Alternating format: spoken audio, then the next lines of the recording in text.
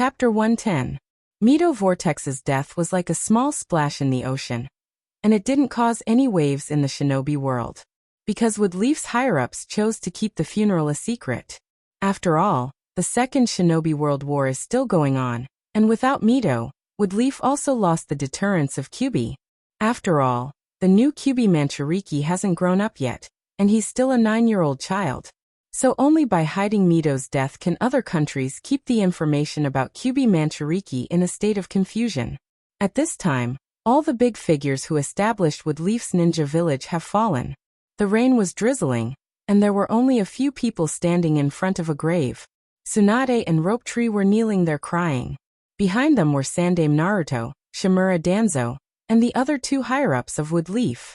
Behind them were Jiraiya and Orochimaru. And next to Orochimaru was Akira Uchiha. Mito saw Akira Uchiha before he died, so he knew that Mito was dead. Plus, he was the disciple of Tsunade and Orochimaru, so he was qualified to attend such a simple and secret funeral. Nichiren, Kyubi Manchuriki, how long are you going to be quarantined? Danzo looked at Mito's grave and asked about Shinakushina. 1 week. Flying Ape Nichiren replied directly. No, the time is too short. In such a short time, how can you be sure that Kyubi Manchuriki can suppress Kyubi? It's enough time. Lord Mito said that Shinakushina's chakra is very special, and it can easily suppress Kyubi. If there's a problem in a week, we'll know. Shimura Danzo had no choice but to continue. What about after that? Such a strategic weapon must be strictly guarded. I propose to send Root's ninja to guard it strictly, and Root is responsible for this matter. Flying Ape Nichiren was a little annoyed. Lord Mito just passed away, and Danzo already had ideas about Shinakushina. Danzo, she's called Shinakushina, not Kyubi Manchuriki, and she's not a strategic weapon. Mito-sama said that Kushina needs to live in a normal environment, and there is no need to restrict her freedom. This is also Lord Mito's wish when he was alive. Shimura Danzo's face was livid. He thought for a while and said, "What about her safety? I propose to send Root's ninja to protect her." Flying Ape Nichiren turned his head and looked at Danzo. Danzo's scalp went numb under his gaze. Then Flying Ape Nichiren said, "That's not necessary. I've already handed this matter over to Hatsuki Shigeru." Danzo's face became even more ugly. After all, his several proposals were all rejected by Nichiren. Hatsuki Shigeru. Nichiren, you'll regret it. In the future, if there's a problem with Kyubi Manchuriki's safety, you'll take full responsibility for what you said today. Flying Ape Nichiren looked at him calmly and said, "I'm Sandame Naruto. I'll naturally take responsibility if something happens. I don't think the Anbu is so useless that they'll let enemy ninja sneak into Woodleaf and kidnap Shinakushina." Danzo snorted and walked back. Then the whole funeral was over. Now is the time of war. Sandame Naruto still has a lot of things to do. Akira Uchiha followed Orochimaru on the way back. The two came to Woodleaf Street. Orochimaru was a little emotional for a moment. He said in a hoarse voice, "Aging is really a hollow thing. Even an existence like Lord Mito can't escape death." Orochimaru suddenly looked at Akira Uchiha. He said seriously, "Chun, as my student, there are some things I still want to say to you." Akira Uchiha nodded. "From what I've seen and experienced over the years, as a ninja, tears have no meaning. It's better to be cruel to yourself from the beginning. Maybe in the beginning, you'll feel sad about your cruelty and horror, and often shed tears. But after a long time, the tears will dry up, and you won't feel pain anymore. Death won't feel terrible. Sometimes you'll even feel that it's a way to enjoy yourself." After that, Orochimaru patted Akira Uchiha's shoulder. "That's all I want to say. I'm going to the battlefield." "Sensei, you're leaving tomorrow?" "Yes, after this is over, Jiraiya, Tsunade, and I will go to the Land of Rain. The situation in the Land of Rain is complicated now, and the ninjas of Sakura Shinobu Village have also entered. By the way, this is for you," Orochimaru said as he took out an envelope from his ninja bag. "This is the reward for your 2 missions. Of course, part of the money has been taken away by Tsunade. She said that it's for your wedding in the future." Wasn't it for retirement? How did it become a wedding? Akira Uchiha took his reward speechlessly. "And this. Orochimaru took out a pair of black-rimmed glasses. Akira Uchiha took the glasses. Yes, this is Sakamoto's glasses that you killed. In such a tragic situation at that time, this pair of glasses was not damaged, so I kept it. After all, it's your trophy, just keep it as a souvenir. Akira Uchiha nodded. He may use it in the future, after all. His eyesight will decrease if he uses Mangekyo. The two of them went back like this. At the same time, somewhere deep in the ninja world, an old man leaned on a huge wooden chair. The old man was older than 3 years ago. At this time his face was full of wrinkles, as if the wind could blow him down. In the darkness, a pure white creature with a whirlpool face and brown hair poured a glass of wine. And then a strong fragrance came out of the glass. Then the whirlpool face handed the glass to the old man. The whirlpool face looked at the old man with some desire. Madara-sama, what is this smell? The old man opened his eyes and saw that his eyes were circles of purple ripples. Then he took a sip. It's the taste of Hashirama. Madara-sama, didn't you say that Mito Vortex is the person you hate the most? The whirlpool face asked doubtfully. Yes. So she's dead and I'm happy now. Then why do you want me to steal her wine? The whirlpool face asked puzzledly. This is not Mito's wine. Hashirama left it to me. Well, if you say so. The whirlpool face snorted. The old man drank the wine and then murmured. I have an agreement with Hashirama. If I win that battle, I can't do anything to Woodleaf before Mito Vortex dies. I have fulfilled my agreement. The old man raised his right hand, then stretched out his fingers and dug his eyes. Suddenly blood splashed, and a pair of eyes were dug out. The time is right, let's start the plan. You go and replace these eyes for Nagato. The whirlpool face took the pair of Rinnegan that was left in the world. By the way, find me a spare pair of Sharingan. The old man's voice echoed in the darkness. Chapter 111. Shinakushina was different from ordinary ninjas. There was a big fox living inside her body. Only a few people in Woodleaf knew about this. This was her biggest secret. This fox didn't have a home of its own, but liked to live in other people's bodies. Before that, it was rubbing against the body of Grandma Mito. Grandma was about to pass away, and this fox was crying and shouting to live in Shinakushina's body. Grandma Mito told Shinakushina all this. The kind Shinakushina could only take in this poor fox that no one wanted. However, Shinakushina didn't feel any difference from before. Could it be that something had happened to the big fox during the smuggling process, and it had died? Shinakushina didn't know, but it didn't have anything to do with her. After all, she didn't like that fox very much. Uncle Naruto told Shinakushina to stay in the small courtyard for a week, and then she could go out and continue to go to school. At night, Shinakushina closed her eyes and prepared to go to sleep. But just as she was about to fall asleep, she seemed to hear a voice calling her. When she opened her eyes, she was already in a dark place. The voice was still calling Shinakushina's ears. Who are you? Shinakushina was a little scared and asked loudly. But the surroundings were still dark and empty. She didn't know where the cold wind came from. But it was so cold that it seemed to seep into her skin. Come quickly. The voice came again. Shinakushina carefully asked a few more times. Under the guidance of the voice, Shinakushina walked all the way. Suddenly, the darkness turned into light. Shinakushina came to a huge space. In that huge space, there was a huge cage. The word seal was written on the cage. Countless cherry trees bloomed on both sides of the cage. Cherry blossom petals fell silently all over the sky, and the ground was covered with cherry blossoms, dyeing it a pale white. Shinakushina looked at the cage and saw that there was a fox in the cage. The fox had 9 tails, its head was lying on its huge paws, and its red eyes were staring at Shinakushina. Hey, little devil.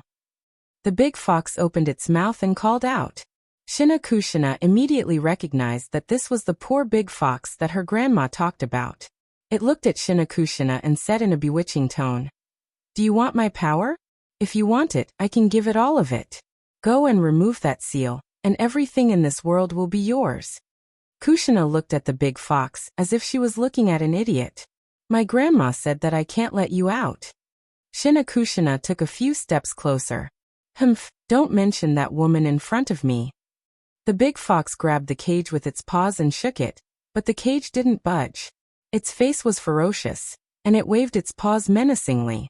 Hurry up and take off the seal, or I'll kill you, little devil. Shinakushina was frightened. She looked up and couldn't help but be shocked, and tears filled her eyes. Kyubi couldn't break the seal, and this little devil didn't know how to take off the seal, so it felt a little bored and laid down again, preparing to go back to sleep. Shinakushina wiped her tears. Her beloved grandma had passed away, and she was very sad. Before her grandma passed away, she told Shinakushina that this fox had a bad temper.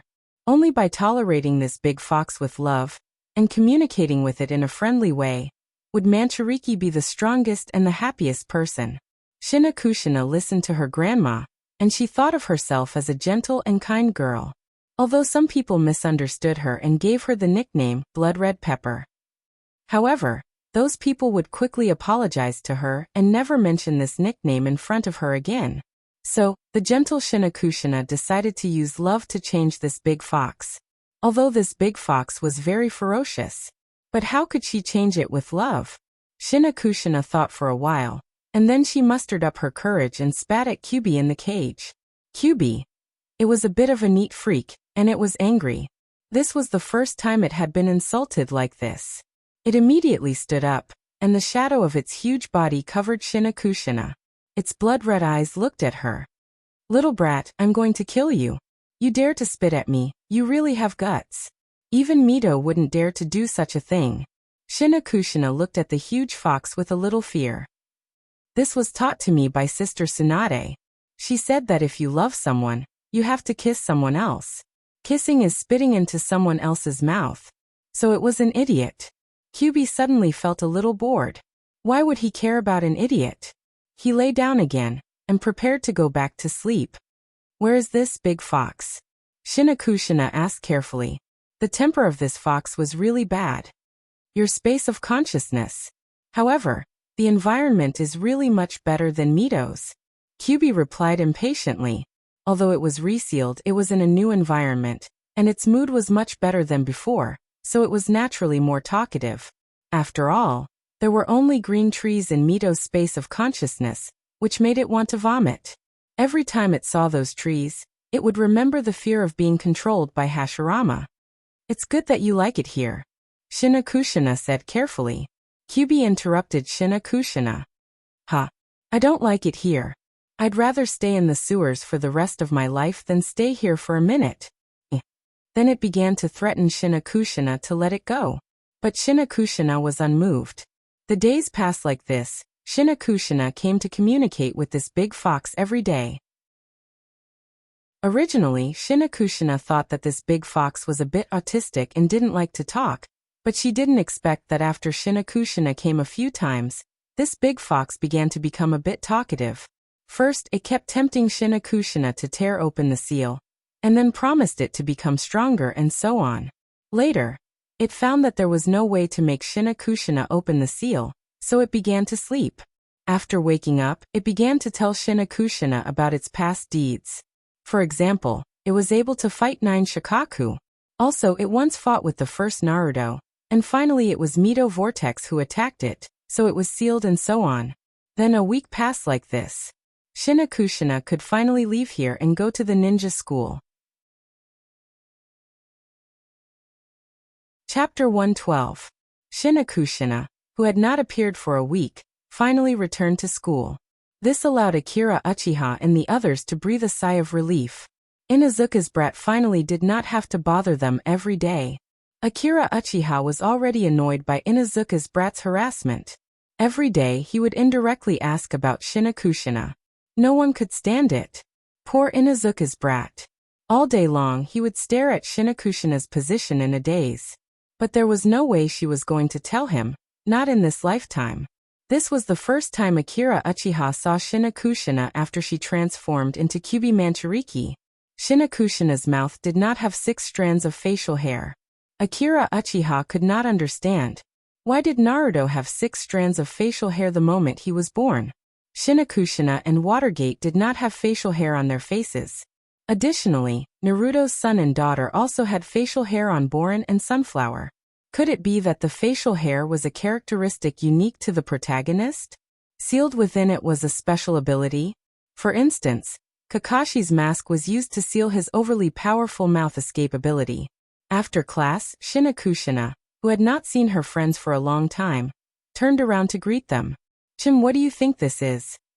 Shinakushina smiled as she waved the sealed box in her hand. Akira Uchiha broke out in cold sweat. "Shinakushina, why would you want to make a bento?" Akira Uchiha asked in fear. Shinakushina smiled and did not answer.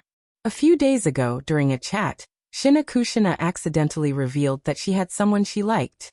The big fox was as excited as a fish that wanted to eat a cat. He began to discuss the relationship issues with Shinakushina. This old fox, who had nothing better to do, gave her advice while digging up Shinakushina's love story. Then last night, Shinakushina went to talk to Kyubi again. "What's wrong? You're disturbing my sleep again. What is it?" "School starts tomorrow. I haven't seen my friends for a week. I want to bring them some gifts, but I don't know what to bring." Kyubi sighed and continued, "Think about it. Just bring whatever your sweetheart likes." Shinakushina thought about what Akira Uchiha liked a few times before she regretfully gave up.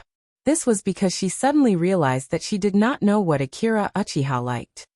"Then Big Fox, help me think about it. Didn't you say that Yului and Muwang have always liked you and that you can't get rid of them? You should be very experienced in this area." "Of course." Kyubi wagged his tail proudly. "Since you've said it like that, let me think about it." So in the end, Shinakushina brought something like this. Akira Uchiha looked at the blushing girl in front of him, then looked at the unknown liquid in front of him that was emitting a dark luster. "Are you sure this is sour plum soup?" Shinakushina hurriedly nodded. "Then what about this?" Akira Uchiha pointed at a yellowish object in the sour plum soup. "A carrot. Putting a carrot in the sour plum soup? Who taught you that? You should be dragged out and shot for 10 minutes. Akira Uchiha sighed. "Shinakushina, are you dissatisfied with me?" Only. I don't do. It's just that. I'm just a little bit unskilled." Shinakushina also felt that the sour plum soup's appearance was very ugly, so her voice was getting lower and lower. But what could she do about it? At her current level, it was already very difficult for her to make a sour plum soup. "I still have some bandages here. You should first bandage the wound on your hand." Akira Uchiha rummaged in his ninja bag and handed it to Shinakushina, who was desperately trying to hide her hand behind her back. "Don't hide it, I'm not blind." Akira Uchiha was also speechless. The small wound was still bleeding from the morning until now. When did the recovery ability of the Uzumaki clan become so bad? Full of tricks. It seems that Shinakushina had someone behind her who gave her bad ideas. "Don't let me find you," Akira Uchiha secretly swore. Shinakushina carefully took the bandage, and then excitedly said to Kyubi, Oh, it seems to be very useful. The big fox is awesome. Of course I used this trick to cheat. Ahem, forget it, let's not talk about this. By the way, a word of advice, don't let him drink or eat this thing. It's already beyond the scope of food. It's already stepped into the field of biological weapons." Kyubi gave a very pertinent advice. "What did you say?" "Believe it or not, I won't release the seal for you," Shinakushina proudly replied. "And if it's just a sip, it won't be a problem, right? That depends on the opponent's vitality." So under Shinakushina's mixed excitement, worry and expectation, Akira Uchiha carefully took a sip. How is it?" Shinakushina with a hint of uneasiness replied. After a moment of silence, Akira Uchiha weakly replied while covering his throat. "It tastes very good." But his voice has become completely different from before. If you pay more attention, you can even feel the trembling in his throat. "Hurry up. Watergate, Rope Tree, are you thirsty? Here's sour plum soup." Akira Uchiha reached out, trying to catch Watergate, who was about to escape. Watergate immediately used a secret technique to repeatedly jump sideways and broke free from Akira Uchiha's hand. Watergate, You still say you don't know martial arts. At this time another person came over, Inuzuka's little devil. His savior is here. Inuzuka's face was red. Uzumaki classmate, may I ask, are you free after school today? Inuzuka's loud voice, which had been brewing for a long time, scared Akira Uchiha. It also attracted the attention of all the gossipy eyes in the class. Shina Kushina was secretly sad about the sour plum soup, and asked Kyubi for a new method. When she suddenly heard someone calling her, she was shocked. She looked up and saw that it was Inuzuka's little devil whom she was not familiar with. I'm sad now, and you want to ask me out after school? What kind of joke is this? This is the guy who first started to laugh at her red hair. Shina Kushina was in a bad mood, so how could she be nice to him? Get lost, who are you? Hua. Akira Uchiha seemed to hear the sound of his heart breaking. Chapter 113. Ninja School Focus Interview 6th Year Class A. Inuzuka's interview. When I was young, my grandpa often said this to me. Xiaoji, it doesn't matter if you're a ninja or anything else. You must aim for first place and work hard to improve. Right now, I have something I want to say to my grandpa in the kingdom of heaven. Grandpa, does this fulfill your expectations of me? Ranking of least want to be his girlfriend number 1. Ranking of most hated boys number 1. Ranking of number of confessions rejected number 1. The above content was the self-evaluation of Inuzuka, who achieved the Triple Crown. The content was transferred from the second special episode of the Ninja School Focus Interview. Frowny face Inuzuka. San's confession failed again? This is the truth behind the consecutive failures. Inuzuka, San, who was rejected, walked back to his seat in a daze. As soon as he returned to his seat, Uchiha Ryu, who was next to him, looked at him and laughed. Inuzuka, San, your confession failed again. Inuzuka San widened his eyes and said, how can you accuse me like this? What innocence? I saw with my own eyes the day before yesterday that you confessed to the girl in the next class, and was rejected on the spot. Inuzuka San's face turned red, and the veins on his forehead bulged as he argued. How can treating someone to a meal be considered a confession? This caused everyone to laugh, and the classroom was filled with a cheerful atmosphere. After a while, the black-faced Nishimura Shogun walked in. The second period was still his class. Of course, in the following days, Nishimura Shogun was in charge of all the classes in the ninja school. As for why, most of the ninjas were sent to the battlefield, so the ninja teachers in the school were pitifully few. Okay, little brats, go back to your seats. Nishimura San walked into the classroom with a thick stack of paper. That's just too crazy. School just started and there's an exam again? Seeing the thick stack of white paper in his hand, the little ghosts, who were still very excited a moment ago, immediately wailed. That's not it. We're not going to do anything else in this class. We're just going to ask about everyone's dreams. Write them well.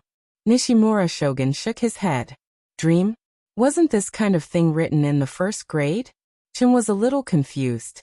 Nishimura Shogun gestured to the paper in his hand. This is the dream you wrote down when you first came to Ninja Academy. Now 6 years have passed and you are about to graduate. Soon you will become a genin. I think many people should have forgotten their original dream of becoming a ninja.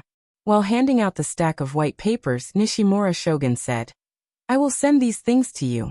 Take a look at your dreams. 6 years have passed, and many people's dreams have changed. Nishimura Shogun kept handing out pieces of paper. In a while, you will continue to write down your current dreams on this piece of paper. Akira Uchiha nodded. A dream is a beautiful thing. The reason why this thing is beautiful is because it contains the purest truth, kindness, and beauty of people. A dream is a dream because it only exists in a dream. An idea that is rationally planned out is called an ideal, not a dream. Therefore, Akira Uchiha doesn't like the word dream very much.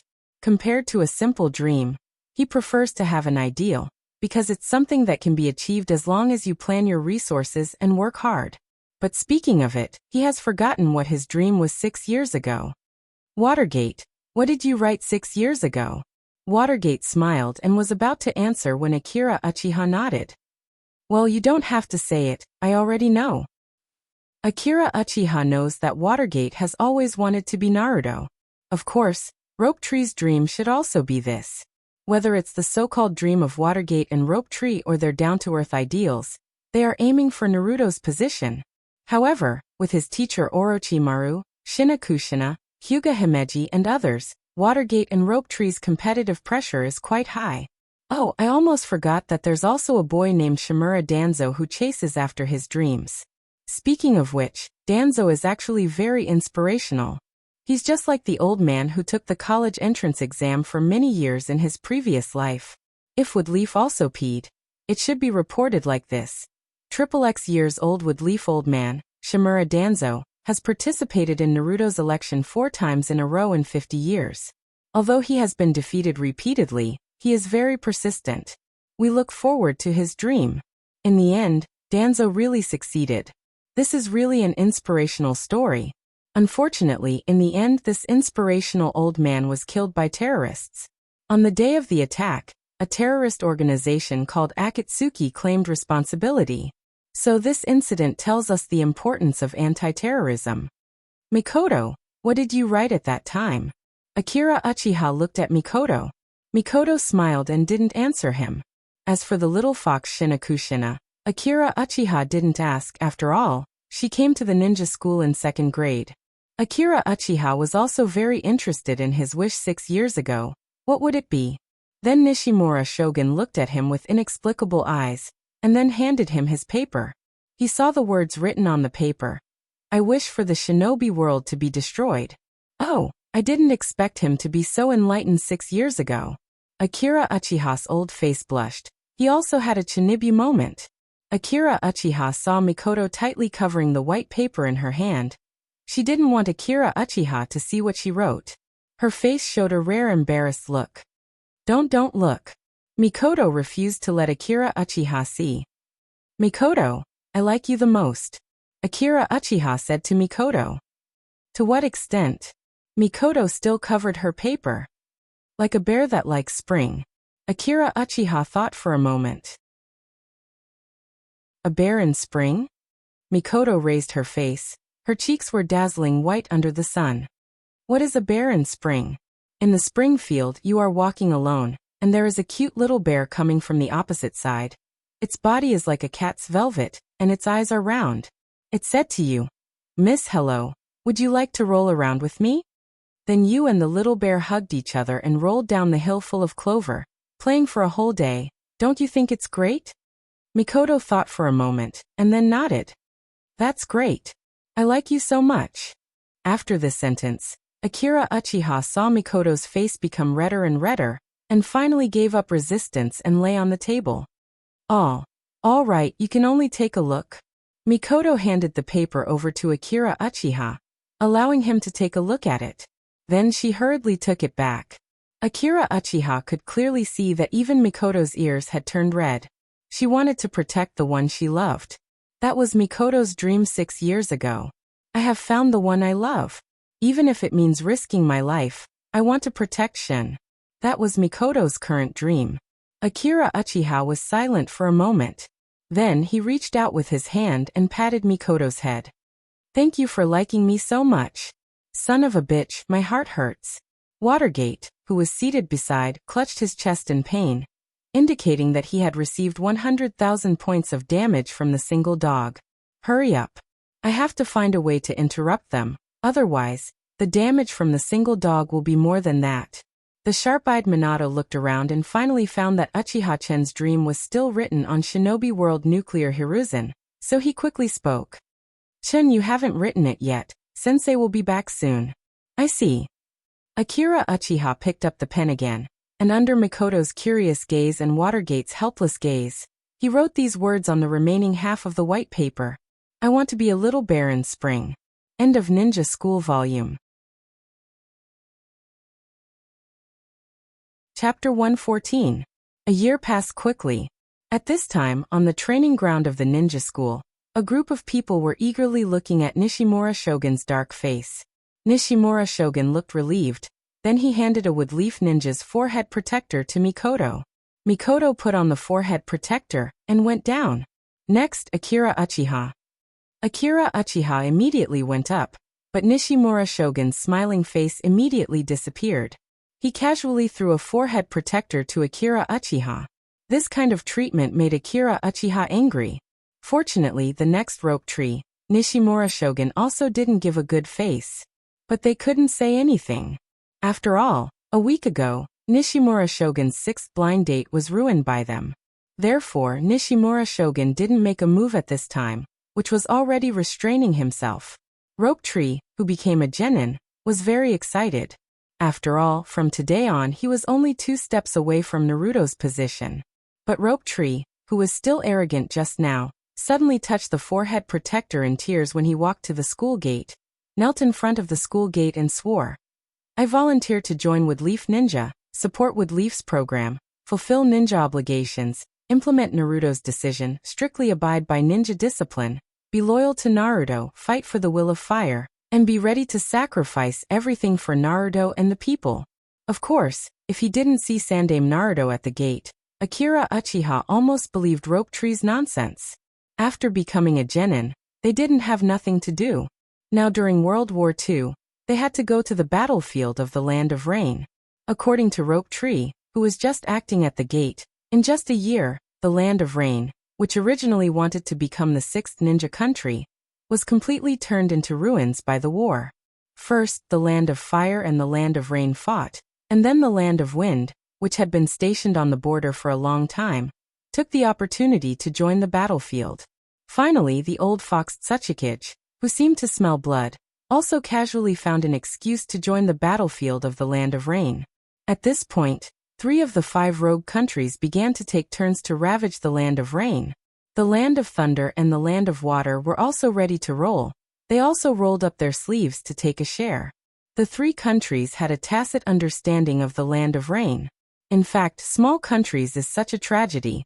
The reason why these small countries were not invaded by the big countries was because they were kept as battlefields for the big countries. So, don't think that you can do whatever you want just because you have a demigod. The 5 rogue countries told you with their fists that it doesn't exist. As the war became more and more intense, the fire, wind, and earth that were originally beating the Land of Rain also began to friction and fight with each other. At this point, the entire Land of Rain finally became a pot of porridge. For a village, ninjas are never enough. So this group of newly graduated genin immediately rushed to the battlefield. Fortunately, they have already seen blood, so they were not at a loss. A week later, the ninjas on the battlefield of the Land of Rain will withdraw. Leading the team was Orochimaru and Woodleaf's White Fang, Hatsuki Shigeru. For the name of Hatsuki Shigeru, Akira Uchiha was simply like thunder. After all, a bad technician who copied thousands of massage techniques was his son. Although Hatsuki Shigeru was famous, this was the first time Akira Uchiha saw Hatsuki Shigeru. Looking at Shigeru's appearance, you can see how handsome Kakashi's face was under the black mask. The iconic white hair of the Hatake clan was tied in a valiant ponytail, wearing a green jonin vest, and carrying the White Fang on his back, which will be famous in the ninja world in the future. It was such a short knife that killed countless people, but in the end, it was broken by Kakashi. This prodigal thing. Their return this time, according to the usual practice, was to bury the souls sacrificed on the battlefield. In the past, Akira Uchiha was still a student, so he was not qualified to participate in this mourning.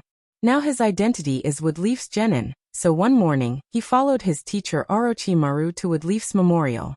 Meeting with Orochimaru again, Akira Uchiha could feel that his temperament was more gloomy than before. Standing in front of the memorial, he didn't speak, just stood there silently. Perhaps there were his friends, and the genin who were brought to the battlefield by him. And now he personally brought back Woodleaf. Orochimaru's skin became more pale after being washed by the rain of the Land of Rain, mourning the souls of the dead, replenishing supplies, and after that he took the new genin to the battlefield. This was Orochimaru's life in Woodleaf for a few days. 3 days later, in the morning, Akira Uchiha, Mikoto, and Rope Tree went to the gathering place. When Akira Uchiha arrived, he saw Watergate already standing under the tree. "Morning, Shen, Rope Tree and Mikoto." Watergate smiled and greeted. "Why are you alone?" Where are your teammates, Watergate? Akira Uchiha was a little puzzled. They should be here soon. Watergate scratched his head. Are your teammates easy to get along with? Unlike Akira Uchiha, Watergate's teammates were not familiar with him. Although he went on a mission with Watergate before, that was a year ago. It's okay, they're all very honest kids. It is said that those who get close to ink turn black. After spending several years with Rope Tree, even Uchiha-chan felt that he had learned a lot from Rope Tree, let alone Minato. Although he was not led astray, he was more or less influenced by him. They paid for the noodle shop yesterday. They even asked me to take care of them. Isn't that a protection fee? Boss Watergate, will kill whoever you say. That's what it means, right? Akira Uchiha said with a smile. When it was time to gather, the ninjas were finally gathered. Akira Uchiha's team and Watergate's team were going to the battlefield. As for the little fox, Shinakushina, she was not going to the battlefield. Any village's Jinchuriki, if it's not necessary to use them, will be strictly controlled, at least keep them in their line of sight. But this was also good, at least Shinakushina's safety was guaranteed. Okay, each team, get into formation. With Hatsuki Shigeru's shout, all kinds of chatter stopped abruptly, and hundreds of ninjas suddenly lined up in formation. With a cough, everyone looked up. The third Naruto stood on the Naruto building, looking down at everyone. I don't have much to say, I just want to say, I'm waiting for you to defeat the enemy ninjas and return triumphantly. The third Naruto bowed to everyone. Yes, Naruto-sama. Everyone shouted in unison, and the shout seemed to resound throughout Woodleaf. The voice contained a firm will. Then Orochimaru and Hatsuki Shigeru turned around without hesitation. Let's go target, Land of Rain. The ninja army went straight to the Land of Rain. Chapter 115. On the battlefield, no one is really safe. Only with the determination to die can you survive. This was what Rope Tree told Akira Uchiha. Of course, with Rope Tree's IQ, he couldn't say such a philosophical experience. So obviously, he shamelessly plagiarized his sister's words. But Akira Uchiha felt that this was very unreasonable. He wouldn't agree in any case, because he wasn't ready to die. And this was obviously what Tsunade said to scare them. After all, they were little experts at courting death. What if they made some big news? Of course, Akira Uchiha believed that Orochimaru and Hatsuki Shigeru also agreed that they weren't ready to die. This could be seen from how cautious they became after entering the Land of Rain. There was a reason why the whole team was so slow, on one hand, because of the transportation of supplies, and on the other hand, for safety reasons.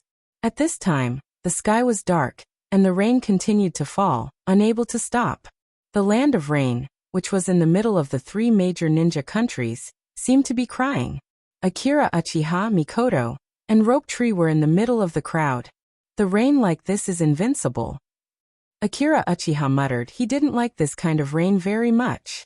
In his previous life he had seen the rainy season, but it was the first time for him to see a country like the Land of Rain, where it rained almost every year. In this kind of country, if there was a weather report, it would probably be like this. Good evening, ninjas, now there is exciting news. Just now, the Land of Rain Meteorological Station issued an orange rain warning. Under the leadership of our great leader, Comrade Hanzo, this heavy rain will only last for a year before it will end. But this time the rain was very heavy. How heavy would the rain be? For example, if you were sleeping soundly in bed, then the place outside of the bed would be a lake, and the place beyond your reach would be a vast ocean. When you woke up, you would have to show off your doggy paddle when you went to the toilet. Therefore, this was the case with the Land of Rain. Akira Uchiha suddenly raised his head. As his teammates, Mikoto and Rope Tree were familiar with him, and immediately became alert. Dabai just said that chakra is approaching, Akira Uchiha whispered. In fact, even without Akira Uchiha's reminder, there are many perceptual ninjas in the team. As expected, Hatsuki Shigeru, who was leading the team, immediately raised his hand and the entire team stopped. Alert! Orochimaru's hoarse voice came from beside Hatsuki Shigeru. In the sky, the ninjas raised their heads. He saw a huge bird flying high in the sky. At this height, it is impossible for ordinary ninjutsu to hit him. The other party also relied on this to investigate unscrupulously. Swish! Kunai fell from the sky, but the kunai were still attached to the explosive tag. Wind release. Hatsuki Shigeru commanded the ninjas. In order to escort the genin and supplies this time, there are still many jonin and chunin in the team, so they can form a certain cooperation. Then they were blown away by the wind release along with the explosive tag. At the same time, the earth release ninjutsu was released to block the aftermath of the explosion. The number of the other party should not be many, just the investigation ninjas of the earth country. They happen to find Woodleaf's team, so it is impossible to form an effective large-scale attack. Several ninjas on the big bird in the sky looked at the explosive tag that did not work below, and were a little unwilling. One of the chunin named Suchihiro said, "Captain, this is the supplies of Woodleaf village. If we can blow it up and cause huge losses to Woodleaf, we will have made a great contribution." The captain shook his head. "We have too few people, and the distance is too far. They have enough time to react." Suchihiro continued, "Then how about we get closer, throw down the explosive tag, and immediately fly high? We are in the air, the other party can't hit us." The captain hesitated. "But the order of the village is for us to investigate." "Captain, this is a great contribution. As long as we succeed, we may be promoted to jonin." The captain struggled for a moment, then nodded. Then a ninja ordered the big bird to fall quickly. Just when the big bird fell to a certain height, Suchihiro saw a group of young genin in the team. Woodleaf has fallen to this point now. He put a mocking smile on his face. Just when they stopped at a height that they thought was safe. The next moment, a figure jumped into the air. Then a cold light flashed in the sky. A lightning release condensed sword intent rushed into the sky. In an instant, the majestic rain seemed to be forced back half a point. Several ninjas only felt the fear of death approaching. Zizi. In an instant, the lightning release chakra was like a sharp knife, cutting through the big bird. The feeling of body paralysis suddenly took away all the combat power of several ninjas, and they fell from the sky. Hatsuki Shigeru, who landed, took back the white-toothed short sword. His handsome face was expressionless, and his white ponytail flew with the wind. Uchiha-chan couldn't help but sigh with emotion. This time the word handsome can be used. The ninjas who landed struggled to raise their eyes, and a trace of fear appeared on their faces. Then a few seconds later, there was no breath. After the ninjas died, someone immediately came to collect the body. After all, the dead ninjas can also open their mouth to speak information. Shigeru's eyes signaled to the Hyuga clan ninja next to him. A few seconds later the ninja said, "There is no one else here." Hatsuki Shigeru nodded. After all, they have a lot of supplies and genin in their team, so it's better to be careful. "How far are we from Woodleaf's camp now?" Hatsuki Shigeru asked. In the team, a Woodleaf ninja took out a manual, which was actually a small map. After looking at it for a while, he pointed to the northwest and said, "Through the forest in front, we should be there." "Got it." Hatsuki Shigeru nodded. The rain that had just become a little sparse began to become dense again. He stood in the rain and scanned the surrounding environment with his eyes. The cold rain dripped down from his forehead protector, fell on his jonin vest, and finally fell to the ground along the vest. "Let's go," Shigeru said and rushed to the northwest. Hundreds of ninjas followed his footsteps.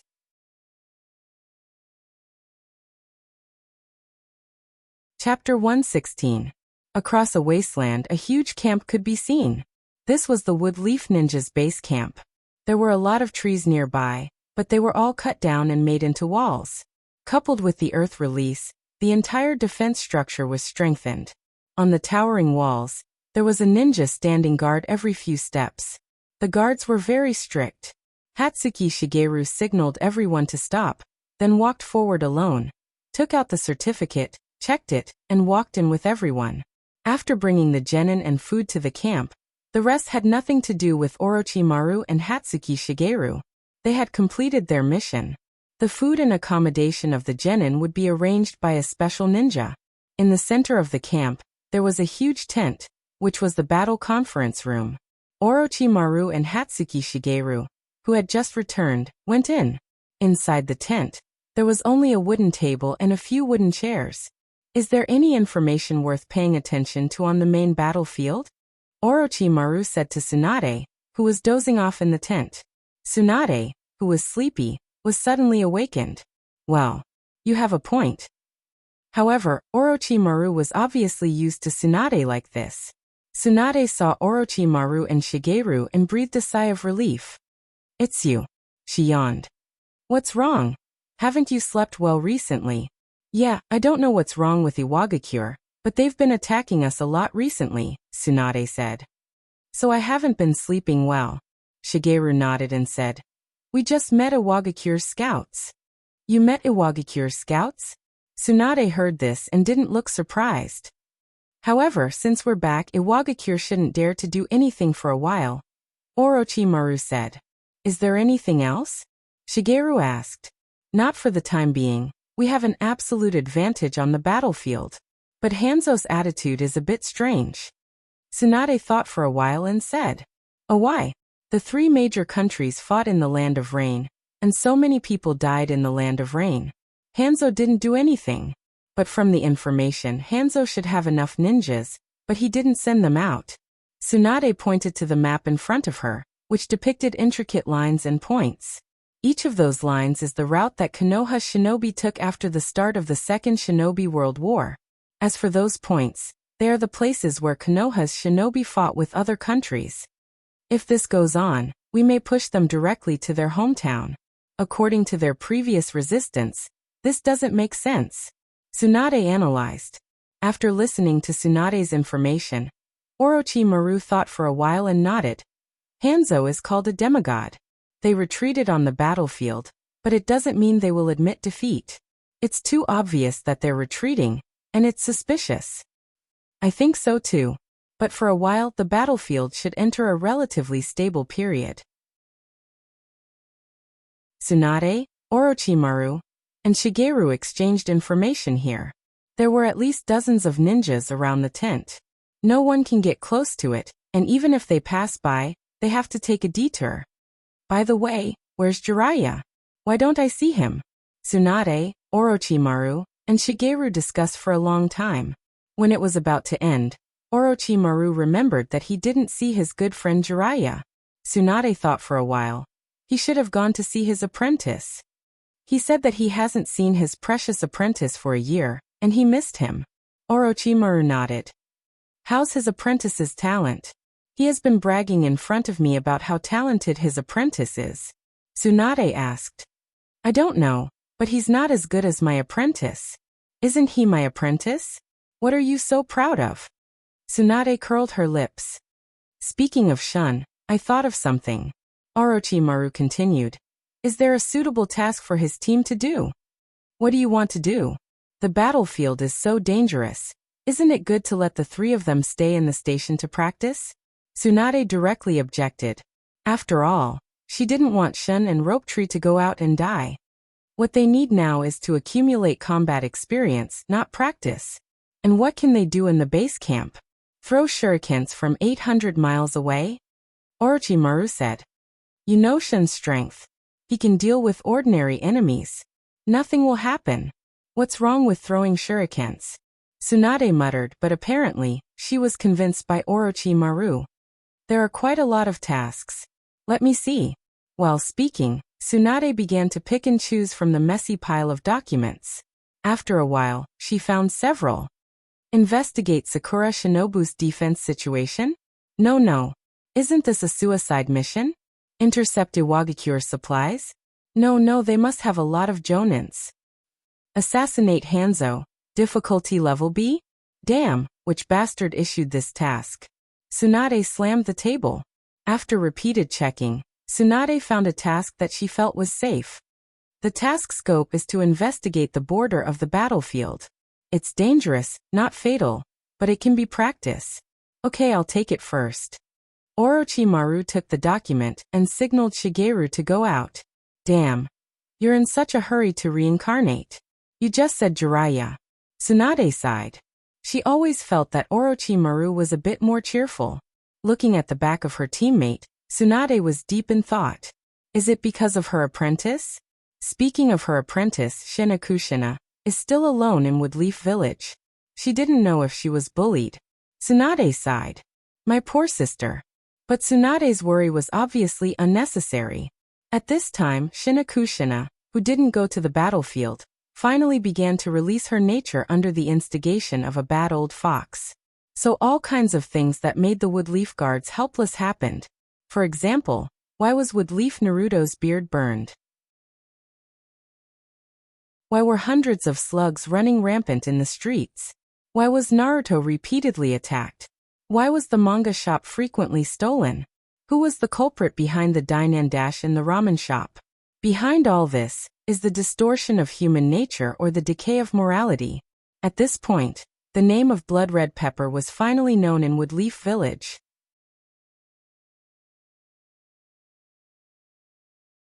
Chapter 117.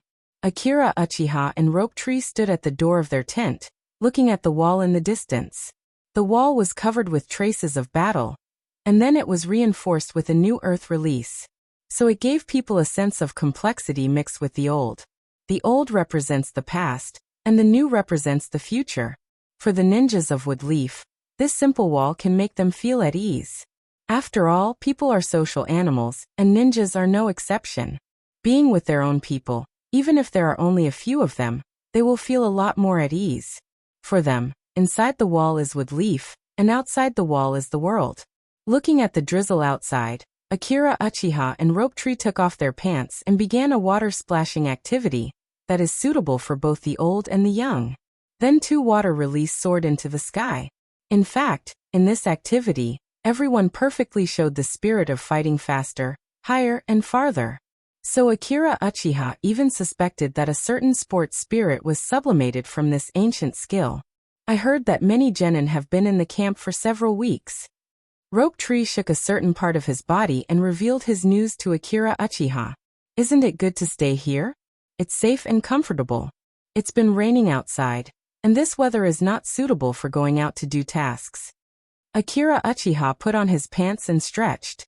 But I have already asked, when the enemy comes, the genin throw shurikens and it's over. This is too cautious. Rope Tree said as he glanced at his feet with his eyes. He didn't know if it was the rain or something else, but he always felt that his feet were a little wet. Akira Uchiha laughed. What's wrong with being cautious? At most, it's just walking slower, but it's very safe. But I want to fight with the enemy. Can throwing shurikens count as fighting with the enemy? Akira Uchiha curled his lips. Why not? When you go back later, you can say that you fought with a demigod. For Rope Tree's complaint, Akira Uchiha can only pretend that he didn't hear it. Who told you to be just a genin scum? There's no other way. At this time, a figure holding an oil paper umbrella in the distance came over. Orochimaru-sensei, aren't you very busy? Why are you here? Rope Tree grabbed Orochimaru's clothes with his right hand and rubbed it before letting go. There's not much to do. Orochimaru looked at the enthusiastic Rope Tree, and then led the two into the tent. After Orochimaru sat down, he said, in the coming days, Tsunade and I may be very busy. I can't possibly bring you guys around the battlefield all day long. Although you've killed people and carried out 2A rank missions, you've already killed people. But those 2 missions are 2 missions are missions. Most importantly, although your combat power is much higher than many ninjas, compared to the teams that rely on the accumulation of missions, you don't have enough experience in commanding on the battlefield. Orochimaru hesitated and then said, in view of this, Tsunade and I discussed. She felt that you lack training, you should go to the battlefield. It's a life and death mission. She even wants you to assassinate Hanzo. What, assassinate Hanzo? Tsunade isn't a spy, is she? Otherwise, why would she push them into the fire pit? Akira Uchiha listened to Orochimaru's words and was a little stunned, but Rope Tree was a little eager to try. Orochimaru sighed. But I think it's too dangerous. I tried to persuade her, but the effect wasn't very good. In the end, I insisted on giving you a relatively simple mission. After saying that, Orochimaru took out a document from his arms. Here are some maps and information in the vicinity. including the information of the team and the place where your mission is. Akira Uchiha took the document and looked at it. This mission is mainly responsible for some intelligence investigation, of course, the elimination of the surrounding ninjas. Akira Uchiha nodded and looked at the information in his hand for a while. Orochimaru stood up and said, Akira Uchiha, I appoint you as the captain of the first team, leading Thousand Rope Tree and Uchiha Mikoto to perform the mission. Yes. That's good. I'll inform Chunin to take you to a familiar place. Orochimaru finished, and was ready to leave. When he was about to walk out of the tent, he turned around and said, Don't hate Tsunade, she's doing it for your own good. Oh, Orochimaru. Sensei is good to us. Rope Tree was a little touched. After Orochimaru left, Akira Uchiha continued to look at the information in his hand. But the more he looked, the more he felt that something was wrong. This so-called reconnaissance and elimination mission on the edge of the battlefield, to put it bluntly, isn't it just a wretched development, and then picking up heads everywhere? When Akira Uchiha, Mikoto, and Rope Tree packed up their things, Chunin, who was sent by Orochimaru to lead the way, had also arrived. In this way, Akira Uchiha and the other two rushed to a border area in the eastern part of the Land of Rain as an intelligence ninja. Although it was a little dangerous to go out, Akira Uchiha didn't feel anything, and Mikoto didn't show any reluctance, as long as she could fight with Akira Uchiha. Rope Tree, on the other hand, was a little excited, and showed off in front of Watergate several times before leaving. Of course, Tsunade certainly won't let them go to the place where the fighting is frequent. For them, what they lack is experience. During the war, they only need to pick up some heads and make some contributions to be promoted to Chunin, and they don't need to pass the Chunin exam. The one who led them was Woodleaf's Chunin. This person has always been an intelligence ninja, so he is very familiar with the remote paths in the Land of Rain, and can easily avoid many traps and dangers. Under the leadership of Chunin, the three safely arrived at a small town in the Land of Rain. Because of the outbreak of the war, almost the residents of the town closed their doors, and the streets were bleak. Under the leadership of Chunin, Akira Uchiha and the other two were taken to a dilapidated house. Wait here for a moment. The Chunin said to the three of them. Then a person walked to the door of the house and knocked 3 times, then 2 times. Who is it? After a while, a low vigilant voice came from the door. It's me, Dove. Chunin said. The person in the house paused for a moment, then continued. Oh, no. Then the two of them finished the secret signal, and the door was opened. Chapter 118. When the wooden door opened, a robust man with a hideous scar on his face walked out. When he saw Chunin, he nodded. Kuroto knew this person, and then he looked at the 3 people led by Uchiha Ichiha. After seeing their youthful appearance, his eyes narrowed slightly, but he didn't show anything. He turned around and motioned everyone to come in. After entering, Scarface carefully looked around the room before closing the door again. The room was dark, and when the wooden door closed, the surroundings were even darker. Akira Uchiha only felt a hand grabbing him. This feeling should be Mikoto. However, a moment later, another hand grabbed onto him. It seems that Rope Tree also has something to be afraid of. Akira Uchiha wanted to get rid of the hand, but Rope Tree held on tighter and tighter, almost rubbing his body against Akira Uchiha. This made his hair stand on end, and he didn't dare to move again. Are we being followed? The voice of Scarface came from the front. Don't you know what I can do? I'm sure no one is following us. Dark Dove replied confidently. Yeah. Scarface responded. After a while, the scarred man continued to talk to the Chunin. In the application report, the captain should have indicated that he wants some more experienced ninjas. We don't have anyone here who wants to be a nanny. Scarface's tone sounded calm, but there was a trace of anger in it. Although Akira Uchiha couldn't see Scarface's face, his face should be very ugly. It's no wonder that 3 genin around 10 years old should be taken to some low-level missions by the instructor. However, they were brought here. Wasn't it obvious that they were going to be nannies? I know. But you know, Iwagakure has been attacking the base camp recently. There's not enough manpower there. Dark Dove explained. And, Dark Dove approached Scarface and whispered, "Let me remind you, their sensei is Orochimaru-sama." The scarred man fell silent and didn't say anything else. He knew Orochimaru. He was one of the commanders in this battle. He was Naruto-sama's disciple. He was not someone he could offend. In the darkness, Akira Uchiha sighed. It seemed like he had been mistaken for a backdoor entrant. Akira Uchiha wanted to shout out loud. In fact, Rope Tree was the only one who got in because of his connections. He was a ninja with real strength and good looks. The atmosphere in the room became awkward. Suddenly, the sound of nails scraping against the floor was heard. Then, with a creak, a beam of light shot out from the ground in the center of the room without any warning. Then, a deathly pale hand reached out from the ground. In this cool and terrifying atmosphere, a woman's head suddenly popped out. This woman was in her 20s and had short hair. She looked around and saw Akira Uchiha and the other two. "Come down." The female ninja spoke. Her voice was calm but pleasant to the ears.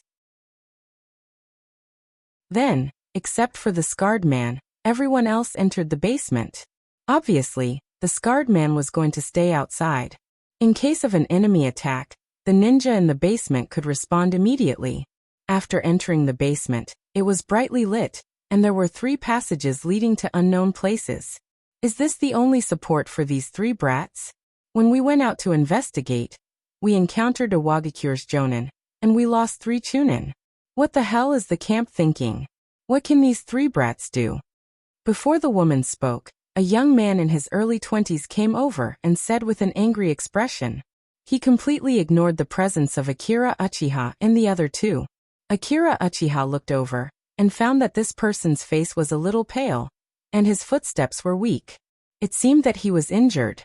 The mission here was dangerous but not fatal, and it was easy to train people. Someone actually died? Could it be that Tsunade-sensei switched the mission midway? The female ninja frowned and looked at the young man. Ruji, the higher-ups have their own ideas. Pomero, it's better not to send these 3 brats. What else can they do besides being a burden? Ruji argued with her. The woman named Yuluo glanced at him and sighed.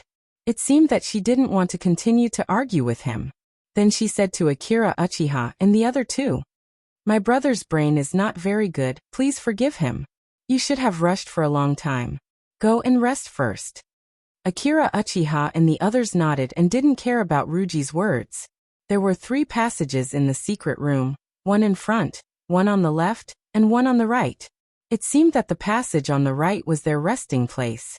Akira Uchiha and the other 2 followed Pomero into it. Soon after, they saw a place with many small rooms. They could vaguely see that there was only a simple bed.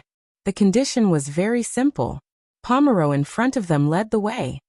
Although it's not appropriate to say this, please adapt to the environment as soon as possible.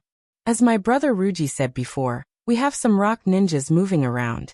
It's not very safe. It's normal to suddenly discover them. A lot of people have died recently. I don't want you to be the next batch. Pomero said in a flat tone. Then she pointed to a small room and motioned them to go in. Thank you, Pomero-san. Rope Tree showed a cute expression and tried to get closer. So, what do we need to do? Kill. Pomero looked at Rope Tree and said, "The enemy likes cute children like you the most." Rope Tree was stunned when he heard this. Ahaha, I lied to you. Pomero laughed.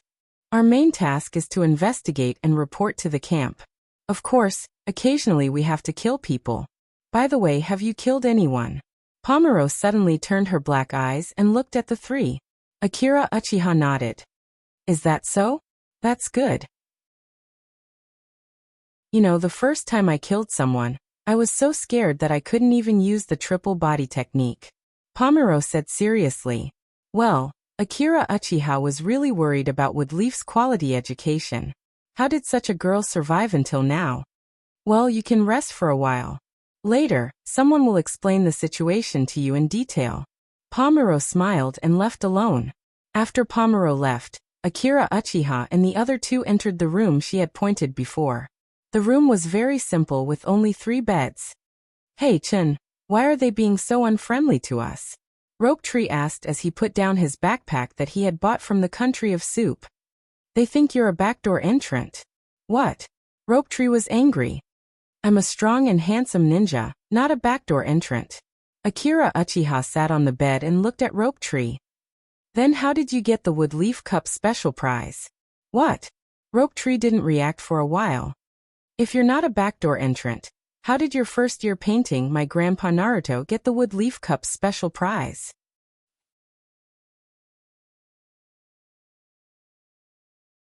Chapter 119.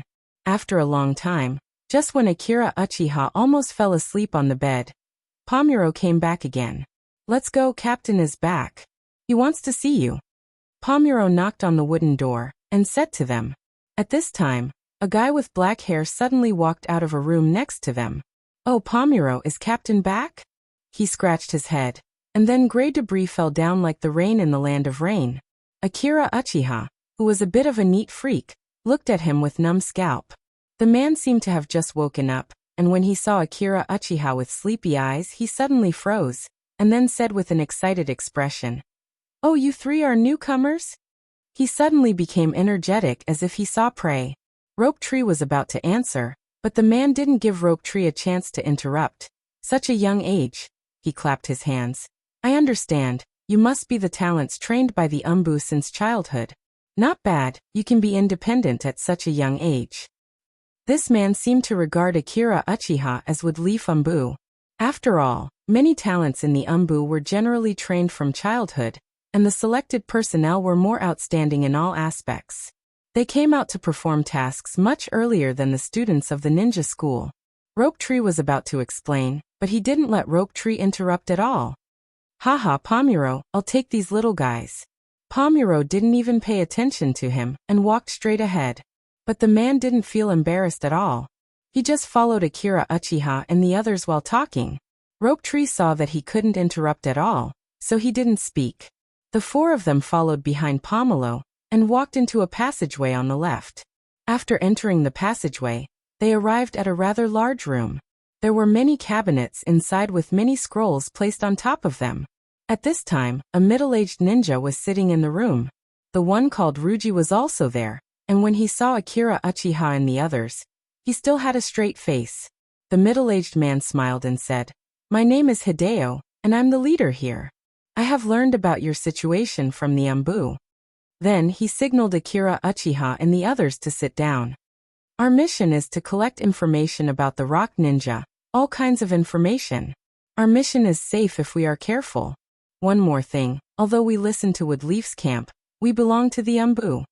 It was obvious that the middle-aged man was very proud of his identity as an Umbu. He was just short of having shock written all over his face. But how should he put it? Uchiha-chun felt a little strange. Although the full name of the Dark Department sounded very high and mighty, Special Assassination Tactical Unit. Such a flashy name made everyone who heard it yearn for it.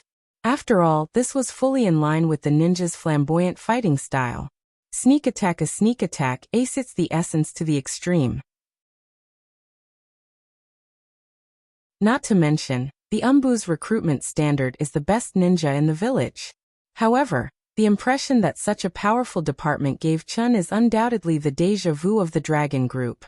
That's right, the Dragon Group. The Umbu's job is very complicated. On the one hand, they have to act as the background wall for the protagonist, and on the other hand, they have to be killed by the enemy. Occasionally, they have to play the role of a commentator. The most common line in their mouth is, "The Umbu is doing business, unrelated people should leave." Then they are easily killed. This situation can be said to be the epitome of the Umbu. It couldn't be helped. He was just a minor character. It was already good enough that he could get a boxed lunch. How could he expect a chicken drumstick? It didn't exist. The middle-aged ninja gave the three of them a few seconds of shock, and then said, I don't like to beat around the bush. Although you are Orochimaru, Sama's disciples, I don't think you can go out alone to collect information. But since Orochimaru, Sama gave you to me, I won't let you do nothing. How about this? Then you will follow. The middle-aged man looked at the three people present with his eyes, as if he was choosing who to lead the team. Akira Uchiha and Rope Tree raised their eyebrows and exchanged glances. Ruji, who was on the field, showed a disdainful expression. Pomuro was expressionless, and she didn't show whether she was willing or not. As for the talkative young man, he excitedly moved to the edge of the chair and leaned forward. It seemed that he was eager to take over the three of them. Then Pomuro, I'll leave it to you, the middle-aged man said. After listening, Pomuro nodded and didn't say anything. The talkative young man dropped his hand in disappointment. Humph. My silly sister, I'll leave it to you to be the nanny of these three little guys, Ruji said with a smile. Ruji, I'm sorry about your brother's death. But this is not a reason for you to be sarcastic to your companions. The middle-aged man faintly glanced at Ruji. I know, Boss Shuyuan. Ruji turned his head and responded. I'll leave it to you, Pomuro.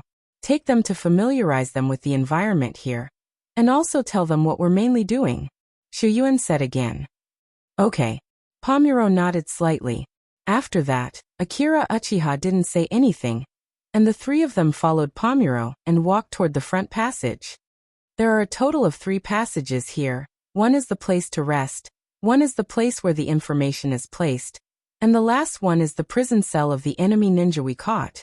As I said before, our mission involves fighting, but that's not the main thing. The most important thing is to collect information. Now I'll take you to see the prison cell. Pomuro walked in front of them and said. Akira Uchiha and the other 2 followed behind, and after a few steps, they vaguely heard a painful voice begging for mercy from the front.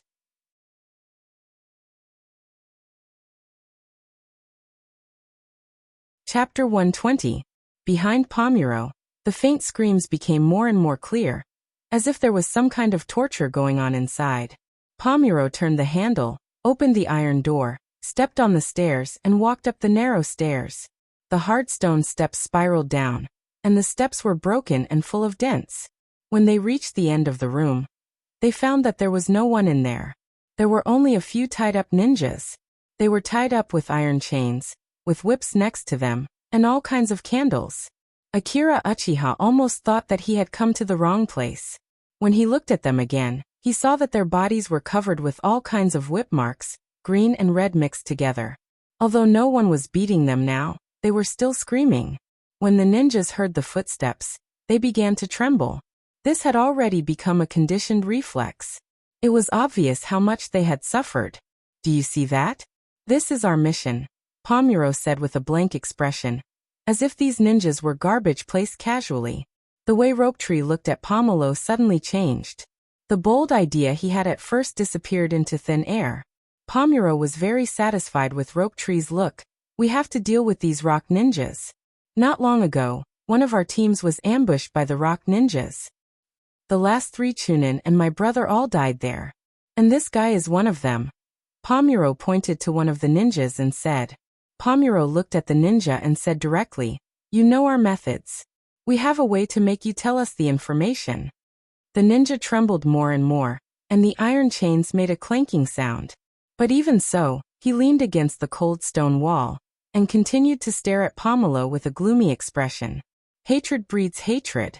Pomuro looked at the ninja and sneered. 2 of them were captured by us, and one of them is now in the cell, but we haven't started the interrogation yet. Do you know why? Akira Uchiha shook his head.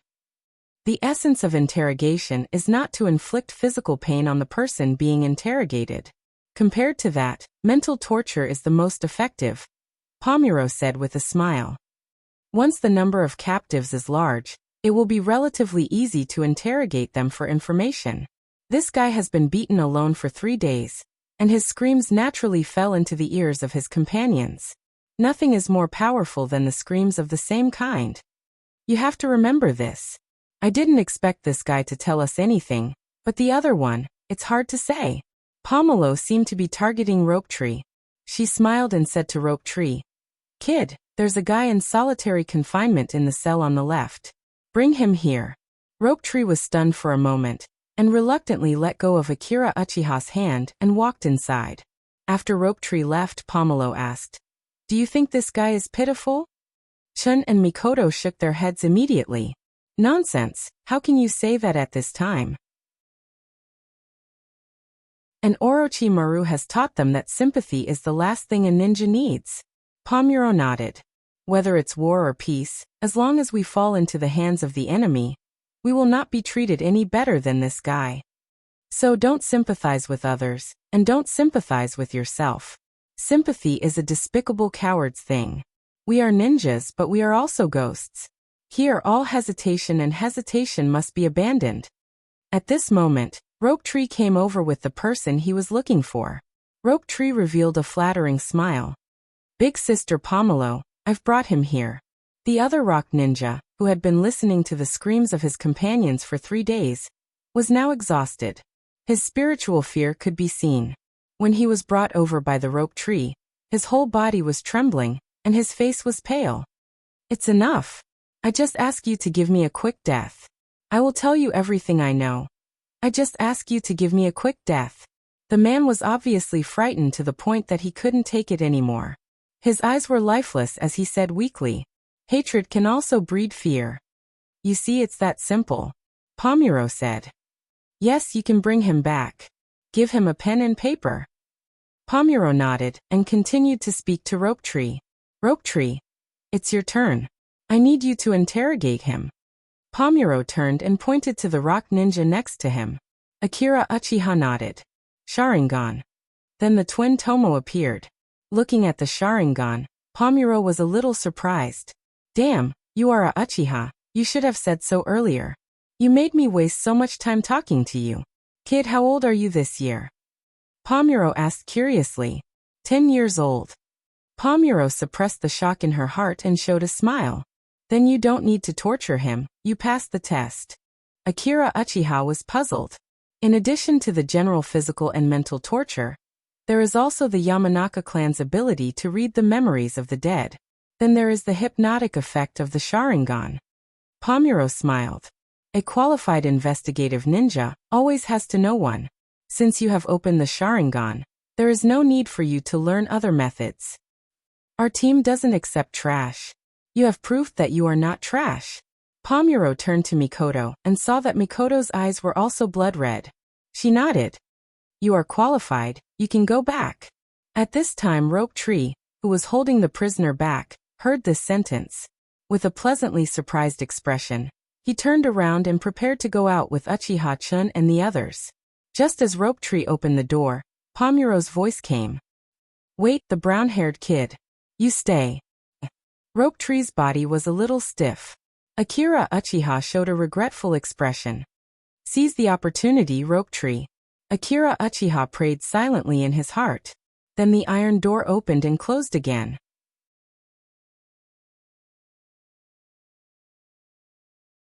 Chapter 121. Since the last interrogation, Rope Tree had been a little delirious. His mouth was always muttering strange things like Konoha's top 10 tortures. It seems that Rope Tree was tortured a lot. After 3 days, Pomero found the 3 of them again. Come with me, your mission is here. After Yuluo said that, she walked forward alone. According to the information leaked by the ninja last time, we successfully found Sakura Shinobu's base. But because the information was received too late, the Sakura Shinobu had already evacuated. Pomero explained. If that's the case, then that line should have already been broken, right? Chin asked doubtfully. Pomero sneered. You underestimate us too much. Even if it's broken, there will still be traces. Captain is very good at tracking. Akira Uchiha nodded and didn't say anything. He knew that these people were always chasing the traces of the rock ninjas. But thinking about it, 4 of their companions died at once. One of them was this woman's brother. This kind of hatred can't be resolved with a simple sentence of mutual understanding. Everyone knows how to talk, but not everyone's mouth is called Naruto. From what Akira Uchiha learned in the past few days, this wasn't the first time the rock ninjas had conflicts with the rock ninjas. Since the conflict between Woodleaf and the rock ninjas began in the Land of Rain, the 2 sides have killed each other several times. Akira Uchiha didn't experience this kind of hatred, but he can understand it. Did you catch them? Akira Uchiha asked. Almost. Following the trail, they only found one person. The ninja was investigating behind the team at the time, and we caught him. Pomero shook her head. So this time we need your Sharingan. We need to get their information as soon as possible. Pomuro looked at Akira Uchiha and said. Akira Uchiha nodded. The Sharingan is indeed more convenient than torture. Walking down the hard stone steps. It was still the familiar prison, and the familiar smell. However, the original rock ninjas were nowhere to be seen. It seemed that he had been drained of all his information and disposed of. On the shelf, a ninja with a forehead protector was tied up. He was tall, his face was pale, and even his hair was a little white. It seems that he's not young. But there was no fear in the ninja's eyes, nor was there the slightest fear. Instead, there was a sense of enjoyment, and a sense of success. This doesn't make sense, from Pomuro's hatred for the rock ninjas. She won't promote the humanitarian spirit of not abusing captives. Akira Uchiha's Sharingan was ready to use Genjutsu. This is. Akira Uchiha was stunned. Retreat. Akira Uchiha said hurriedly. As soon as he finished speaking, Mikoto and Shinji tacitly retreated with him. Pomuro, that silly woman, didn't react. Akira Uchiha reached out and pulled her arm back. As for Uchiha-chan, he had already taken out several shurikens in his other hand. The shurikens quickly attacked the ninja. The rock ninja looked at the retreating crowd and grinned. The shurikens pierced his abdomen and neck. He was about to die. In the last few seconds of his life, he looked up and stared at the underground chamber. There was a lot of blood in this chamber. It was the rocks. He seemed to see the rock ninjas who died in this torture room. Many of them were his juniors, his friends. He even had his son, who had just died. Woodleaf was looking for them, but they were also looking for Woodleaf. How can this hatred be resolved? You can only blame the world. His eyes were full of hatred. Since his son was captured, he wanted revenge. So his capture was just a trap, a bait to attract Woodleaf's ninjas. He laughed. Woodleaf's ninjas, this is my gift to you. My gift is explosion. My gift is death. My gift is hell. A light flashed from the rock ninja's stomach. Boom. A huge explosion resounded through the night sky. At this time, in a village in the east, a group of ninjas were anxiously waiting in the dark. Looking at their forehead protectors, they were the rock ninjas. They were the ninjas that Pomuro had been looking for. At this time, several ninjas were surrounding a person. Obviously, this person was the captain of this group of ninjas. However, upon closer inspection, the guy named Captain Ren was only 14 or 15 years old. He had a square face, and his brownish-yellow hair stood up like a porcupine. His eyes were a rare green color. The boy sat in the dark and said nothing. Woodleaf and the Mist had the most Kekkei Genkai clans in the 5 major countries. But compared to these 2 villages, Iwagakure had fewer Kekkei Genkai clans. So he was found to have the Kekkei Genkai explosion released since he was a child. He was a genius in Iwagakure. Later, the 3rd Tsuchikage even wanted to accept him as an apprentice. However, his character was unruly, and he did things rashly. And he often did blasting experiments in Iwagakure, so the 3rd Tsuchikage sent him to the Land of Rain to participate in the war. He didn't need to fight with Woodleaf. But he always wanted to see the strength of the strongest ninja in the village. Just because of such a simple reason, he started a fight with that team. Then the hatred grew, and things developed to this point. Captain, Yamamoto is our companion. Are you going to let him be bait? A ninja asked angrily. Are you questioning my decision? The captain's face was cold. And it was Yamamoto who asked to be bait. His son is dead, and he wants revenge, that's all. The captain said faintly. The ninja was stunned for a moment, and then fell silent. At this time, a light appeared in the distance. Sho suddenly stood up. Success. Ha ha ha. Kill Woodleaf's ninja today. Several ninjas followed him and quickly ran away.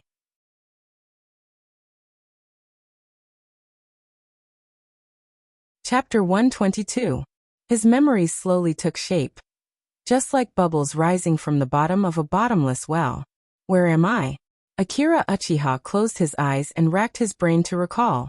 Suddenly, a blurry figure appeared before Akira Uchiha. He rubbed his eyes and tried to identify the person. However, it was as though there was a black iron door between them. Without any warning, the person's body suddenly emitted a white light, which became more and more dazzling. His entire body began to tremble violently. Then, with a loud rumble, he shattered into thousands of glowing fragments. Everything around him instantly turned into ruins. The aura of death was everywhere. Akira Uchiha screamed and woke up abruptly. The air was filled with the pungent smell of blood. The violent shaking caused Akira Uchiha's body to feel even more pain. Akira Uchiha turned his head. Just this movement caused him to have a splitting headache. It was as though a long nail had pierced his skull. He took a few deep breaths to relieve the pain. Then he slowly and gently observed his surroundings.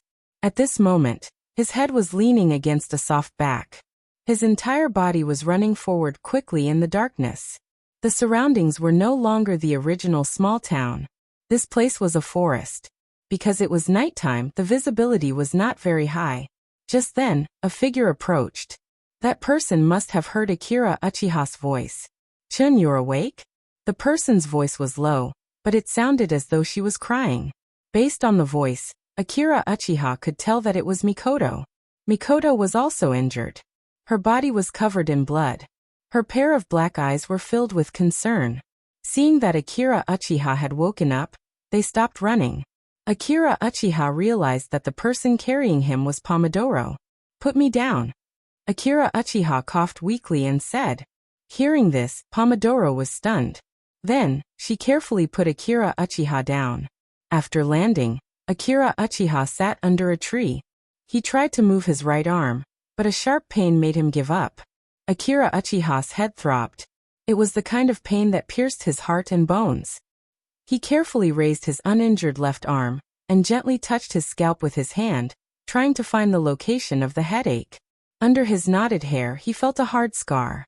The wound had already scabbed over. It seemed that his injury was very serious. He remembered that a stone hit his head before he fainted. Pomodoro looked at the boy with a complicated expression. At the last moment, he stood in front of everyone and used Earth Release ninjutsu to block the impact of the explosion.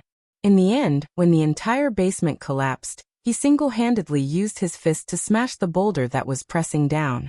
In the end, their injuries were not particularly serious. On the other hand, Uchiha Chen's injuries weren't light. So she owed this boy her life. Akira Uchiha Pomodoro. Where is this place? Rope Tree quickly explained. In the forest west of the town. After the explosion, we came out of the ruins and rushed to the Woodleaf camp. What about the others? Akira Uchiha Pomodoro asked. Everyone was silent. Under that kind of explosion and collapse, if there was no warning in advance, it would be impossible to survive. The rock ninjas should still be chasing us, right? Akira Uchiha Pomodoro asked. Pomodoro said with a gloomy face. Yes. After the explosion, I felt strange chakra approaching us quickly. So I took you and left quickly. She turned her eyes to Akira Uchiha Pomodoro. What the hell is going on? Akira Uchiha Pomodoro took a deep breath. That rock ninja was actually a trap. The Sharingan can see the flow of chakra. There was a strange flow of chakra in the ninja's abdomen. It should be something like an explosive tag placed on his abdomen. He pretended to be caught, and you brought him back. That thing was detonated just like that. Without a Byakugan or Sharingan, it's impossible to detect the abnormality in his body. Akira Uchiha said. Pomelo nodded. After the explosion, even if we didn't die, the location of the outpost was exposed. The rest of the rock ninjas came to harvest the heads. The rock ninjas are really good at this. Akira Uchiha nodded. That was why, regardless of the era, human bombs were the scariest. By the way, what's the situation now? Did we escape? Akira Uchiha looked at Pomelo, who had the ability to sense things. Pomelo shook her head. On the contrary, we've been surrounded. How many enemies? Number of enemies 10. Furthermore, based on their previous encounters, most of the opponents were Chunin. However, their captain is a genius ninja from Iwagakure, explosive release hunter. Pomuro sighed. But there are only 4 of us in total. If that's the case. Rope Tree didn't finish his sentence. Indeed, all of them were injured, and the most serious one was Akira Uchiha. If Akira Uchiha wasn't injured, with his strength and Pomuro's help, even if they couldn't kill the enemy, they could still escape. But now, Akira Uchiha shook his head. They were lucky to escape. The enemy hasn't grasped our specific location yet. We can set an ambush and break out, Mikoto said. It's useless. In the current situation, one of us must be the bait to contain them. Pomuro shook her head. Bait? We'll die. Yes, we'll die. Pomuro sighed. In fact, there was another way, and that was to escape separately. Then everyone would be the bait. Among the four, the Uchiha boy was the strongest. However, his current injuries were the most serious. It was inconvenient for him to move. Since Pomuro was the strongest, if they escaped separately, and she had the perception ability, she had the best chance of survival. This was the bad side of war. This was the cruelty of war. In order to minimize the loss of benefits, sometimes it was necessary to abandon people. However, she rejected this plan in her heart. How could she do such a thing when she was saved by him? She told herself that if you owe someone something, you have to pay it back. If you owe someone a life, you have to pay with your life. Pomuro stood up. I'll be the bait. The three looked at Pomuro. Sister Pomuro, no. Rope-tree's tears immediately flowed down. Pomuro patted Rope-tree's head. If this goes on, everyone will die. Do you want to watch everyone die? But, no buts. Pomuro's voice was cold. My two brothers died on this battlefield. Now it's my turn. I beg you.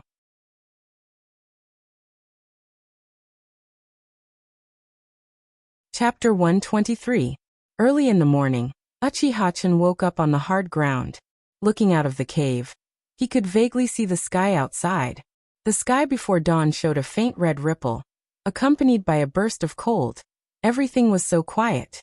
On one side of Akira Uchiha was Mikoto, and on the other side was Rope-tree. Only their slow breathing could be heard. He looked at the ashes of the bonfire in the cave, but he couldn't sleep. His attention was attracted by the cobwebs on the top of the cave. He thought of the scene a few days ago when he first saw Pomuro and the others.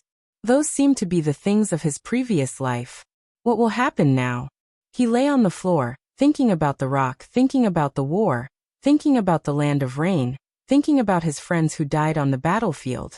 Suddenly, his Sharingan unconsciously opened, and his heart suddenly became a little irritable. A cold and gloomy atmosphere enveloped the entire cave. And without any warning, Uchiha-chan started to resent the rock shinobi, resent the enemies, and even resent the Sandaime who started the war. The Sharingan turned faster and faster, and Akira Uchiha's breathing became heavier and heavier. The resentment in the darkness gradually swelled. After a while, Akira Uchiha suddenly sat up and covered his eyes. The negative emotions just now also disappeared like a tide. Akira Uchiha gasped for breath. The sudden surge of negative emotions affected Uchiha almost instantaneously.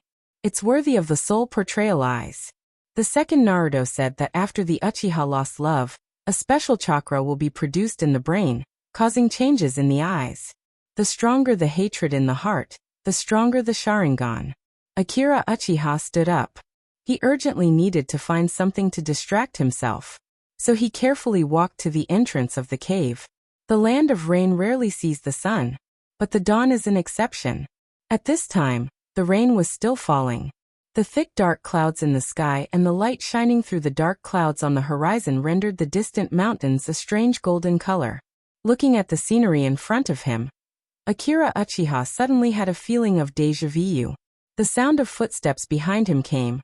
Rope-tree patted him on the shoulder, and then sat down next to him. Sorry, I just woke you up.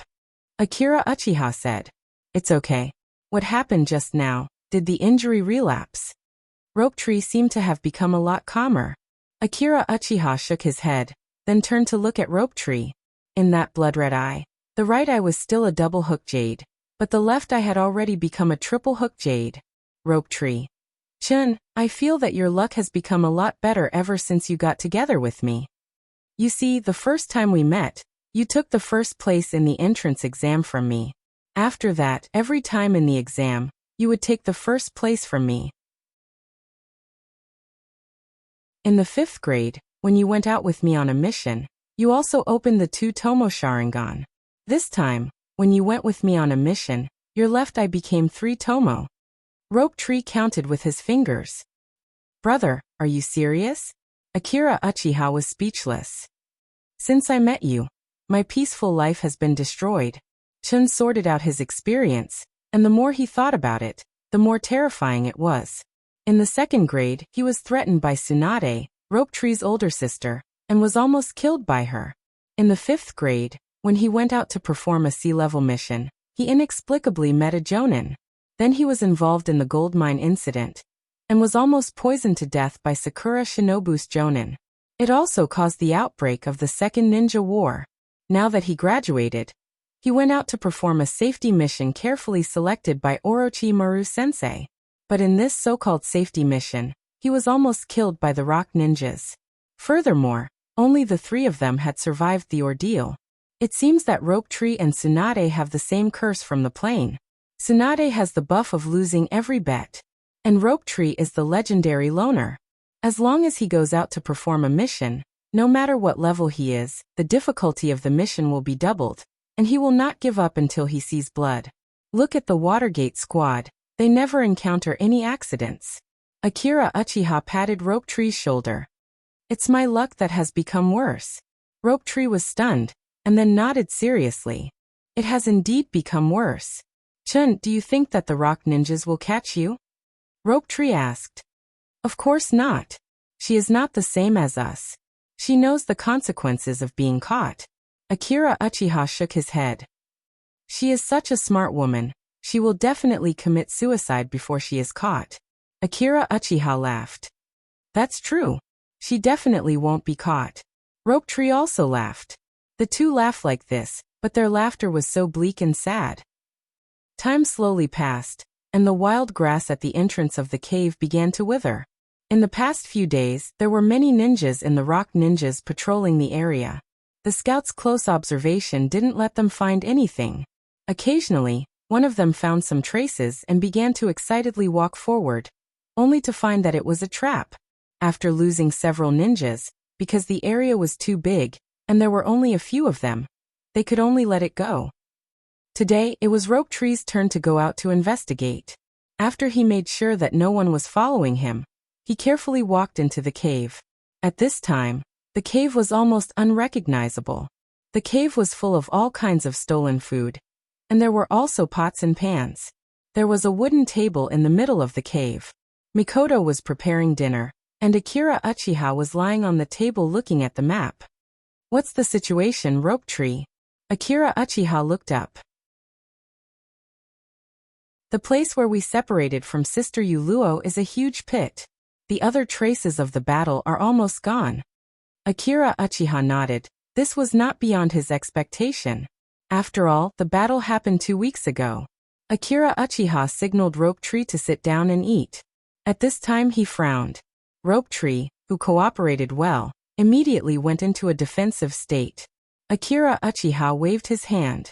Not an enemy. After a while, footsteps gradually came in. A girl in ragged clothes came in. She stood a little away from Akira Uchiha and stopped.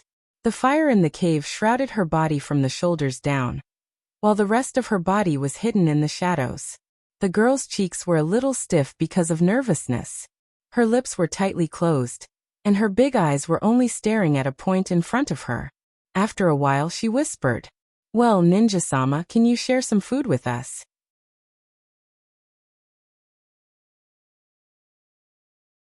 Chapter 124.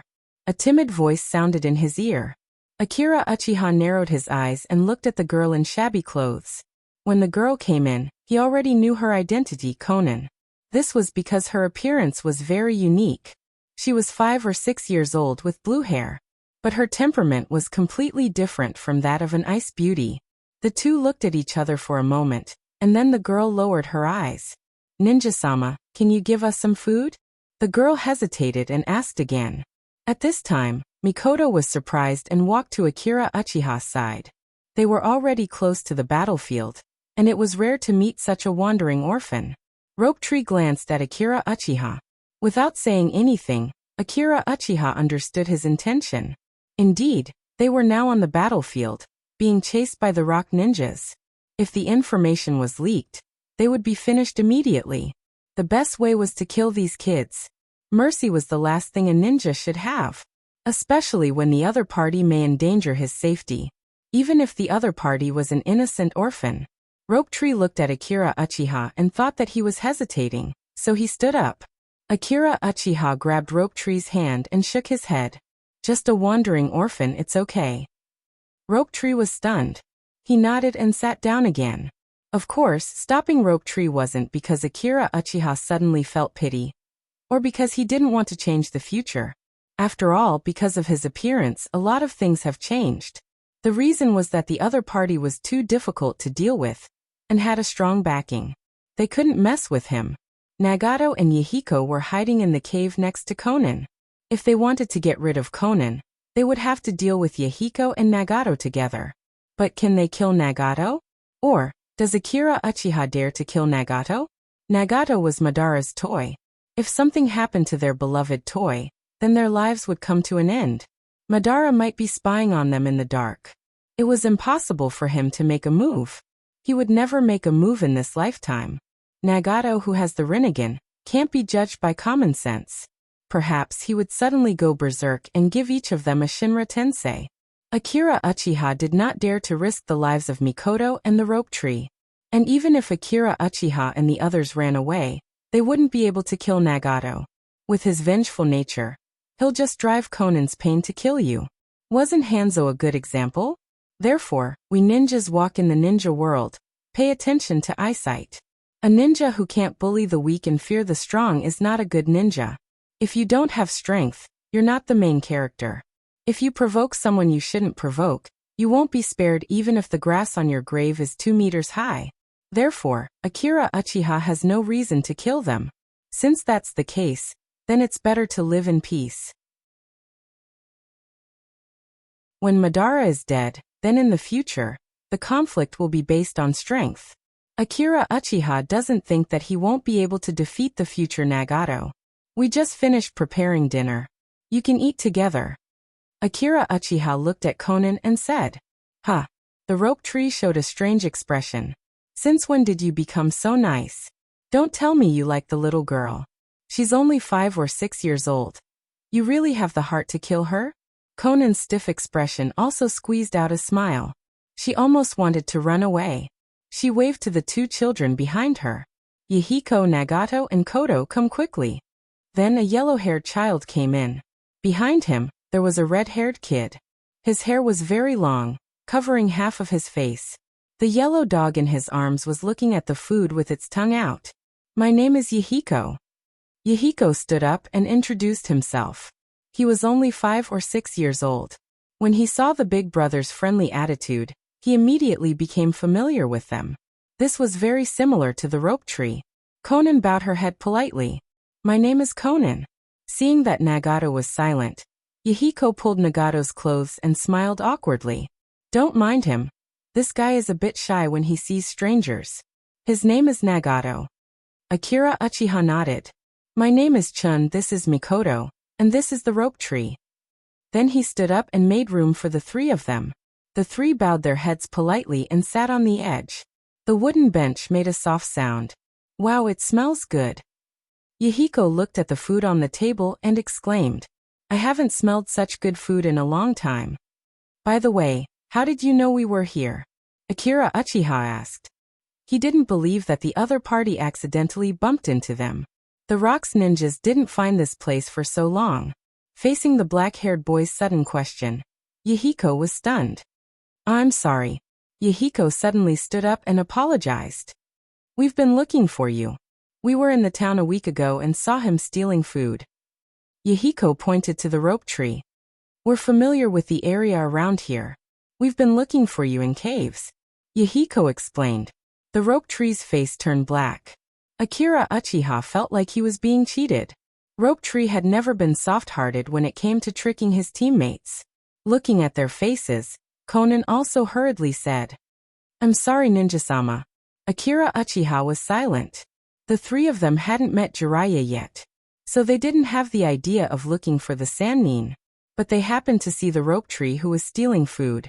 Seeing that the Rope Tree was young and was a ninja, he should be easy to talk to, So he had the idea of learning ninjutsu from them? Akira Uchiha knocked on the table and thought, is this Madara's intention, or is it a coincidence?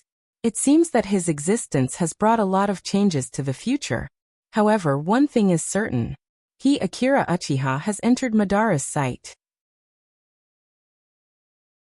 This made Akira Uchiha feel a little flustered. Can anyone who is stared at by Madara's eyes of death end well? Nagato and Obito were the same. Seeing the three's embarrassed look, Akira Uchiha waved his hand. It's okay, let's eat. There was a faint sound of thunder in the distance, as if there was a force guiding Konan, who was sipping her food, to secretly look at the three ninjas. That black-haired young man had short hair, and was very beautiful, but there was some sadness in his eyes. The young girl beside him gave off a peaceful feeling. She was very beautiful, and the food was delicious. As for the brown-haired youth, Xiaonan's impression of him was that he was an idiot. So she naturally ignored the rope tree. While Konan was observing, Nagato and Yahiko next to her began to bury themselves in the food, as if they were hungry. This made Konan feel very embarrassed. Delicious, another bowl. Me too. Woof woof woof.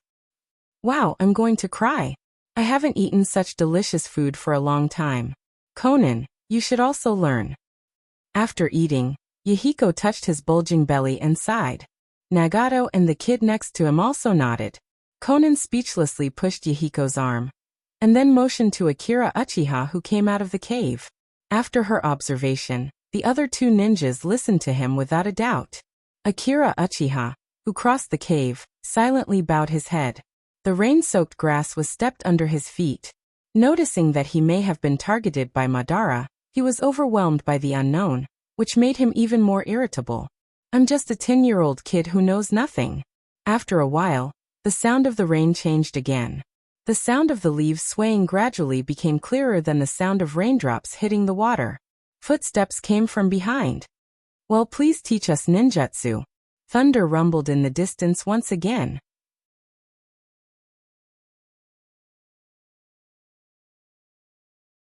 Chapter 125. Teach you ninjutsu? Akira Uchiha's voice echoed in Yahiko's ears. The black-haired boy didn't look surprised at all, and there was no sense of mockery in his tone. Looking at Akira Uchiha's outstanding temperament, Yahiko was stunned for a moment. The water droplets on the grass beside the cave slid down, drawing beautiful ripples in the puddle on the ground. Yahiko suddenly had the impulse to convey his thoughts to someone's heart. He had never felt this kind of throbbing before. Yahiko plucked up his courage and expressed his inner thoughts. I have a great dream, and that is to conquer the world. Yahiko unconsciously blurted out. I know this dream is a bit unrealistic, but if I can stand at the top of the world, I won't have to suffer like this.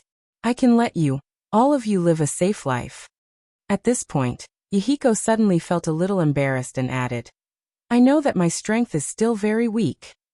Yahiko blushed and lowered his head. He didn't get the slightest response, but he could hear Akira Uchiha's light breathing. Yahiko looked up anxiously, and their eyes met in an instant. Akira Uchiha didn't say a word. So, if possible. Yahiko plucked up his courage and continued. If possible, I would like you to teach us ninjutsu. Yahiko's words seemed to be for the rain, as if he was declaring his feelings. These words echoed in Yahiko's heart, and his whole chest gradually became hot. Afterwards he thought about it. He must have been affected by the weather in the country of rain. That was why he said something so embarrassing to the young man. It was not something he would say. Yahiko's heart was filled with regret, but he also felt proud of himself. If he had said to me, "Oh, you're amazing," or "Come on," I would have been at a loss. Yahiko thought.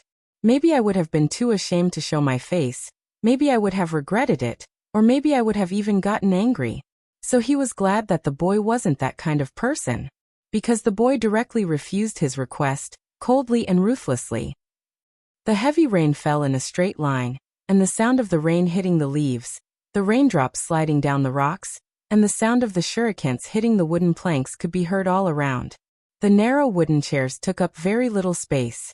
Akira Uchiha and Rope Tree were sitting on top, watching Yahiko and Nagato practicing their shurikens. Miraculously, This complicated knocking sound did not affect Akira Uchiha's mood. He continued to drink the hot tea. Is there any news from Orochimaru-sensei? Rope Tree asked. Yes.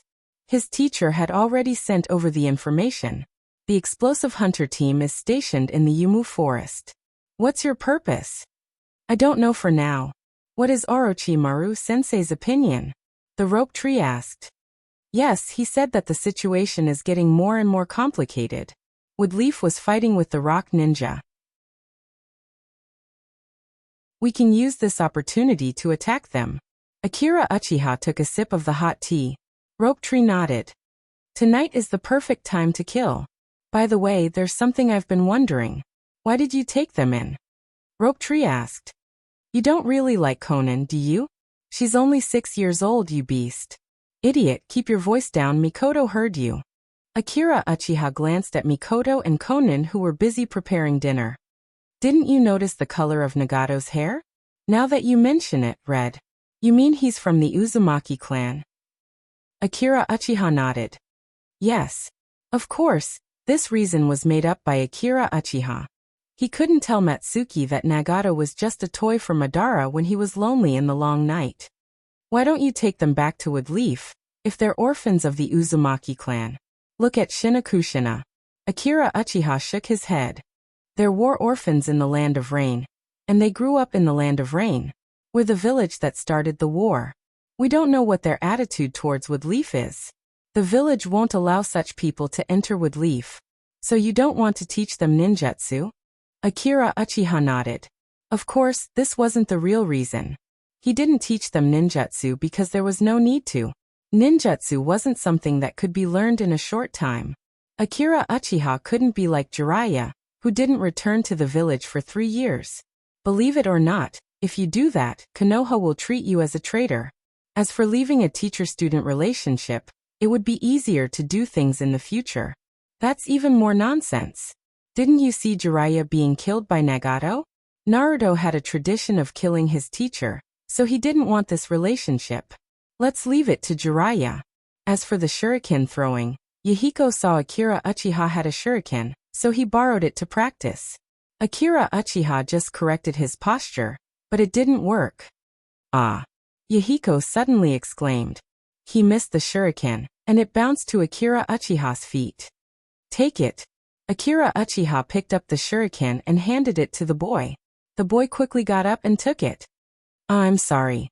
The boy's anxious voice had the tenderness of a few-years-old child, which made Akira Uchiha feel very pleasant. Yahiko was indeed very likable. At least you didn't hate his character. Although he was a tiger, and all ninjas bowed their heads, and then he founded the Akatsuki. Unfortunately, he didn't have the aura of a protagonist.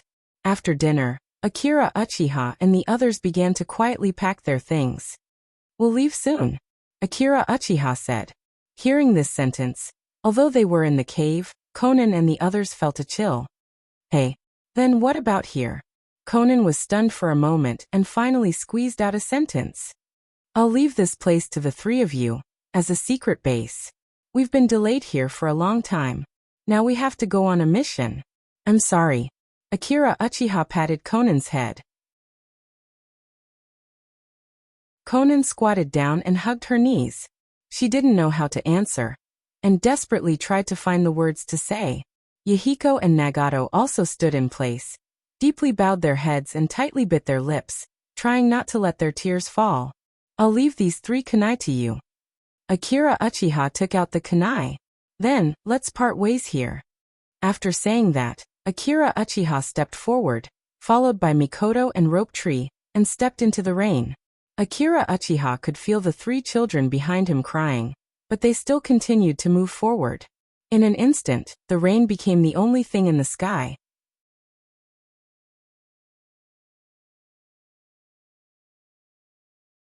Chapter 126. Looking at the rainforest in front of him, Akira Uchiha turned his head. Rope Tree, are you afraid? Rope Tree shook his head, then raised his right hand and saw a scar on his palm. I used kunai to open it. It's to remind myself never to leave my companions behind. Rope Tree continued with a blank expression. Since that day, the feeling of fear, has completely left me. Oh.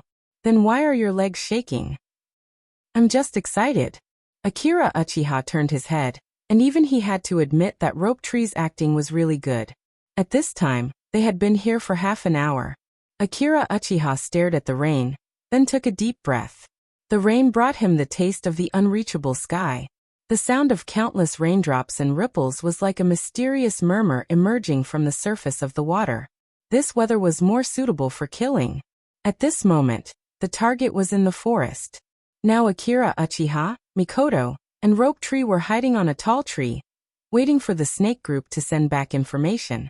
Soon, the snake group that sneaked in sent back information. It was basically the same as the information that Orochimaru said. The Explosion Hunter scouting team was indeed inside. In the entire team, except for Hunter, Chakra felt that there were only 5 Chunin. It seems that during this time, the enemy has lost a lot of people. Moreover, the team still hasn't been replenished, indicating that the Rock's manpower is insufficient, and most of their forces are tied up in the main battlefield. Akira Uchiha smiled with satisfaction. Too many people. They won't be able to sneak attack. Mikoto, Rope Tree, I will kill a few Chunin first, then kill Hunter. You two hold the remaining Chunin. Be careful, don't try to be brave. Mikoto nodded. The Rope Tree chuckled. Of course, we're going back to the village together. Hearing Rope Tree's words, Akira Uchiha suddenly had a bad feeling. Rope Tree, if you want to stir up emotions, then so be it. Why do you have to say such inauspicious things? Those who said, let's go home and get married after this mission, or let's go together, the other party is alone, we're all dead. Akira Uchiha looked at the time and then waved his hand, indicating that he was ready for battle. He took out a kunai, and under the activation of the lightning release chakra, his speed immediately soared to the extreme, and his whole person rushed over at high speed. Mikoto and the Rope Tree quickly fell behind him. Now that the snakes have determined the exact location of the enemy ninja, Chun didn't bother to look for them.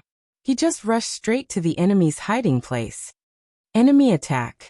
Akira Uchiha's arrogant attack naturally attracted the enemy's attention in advance.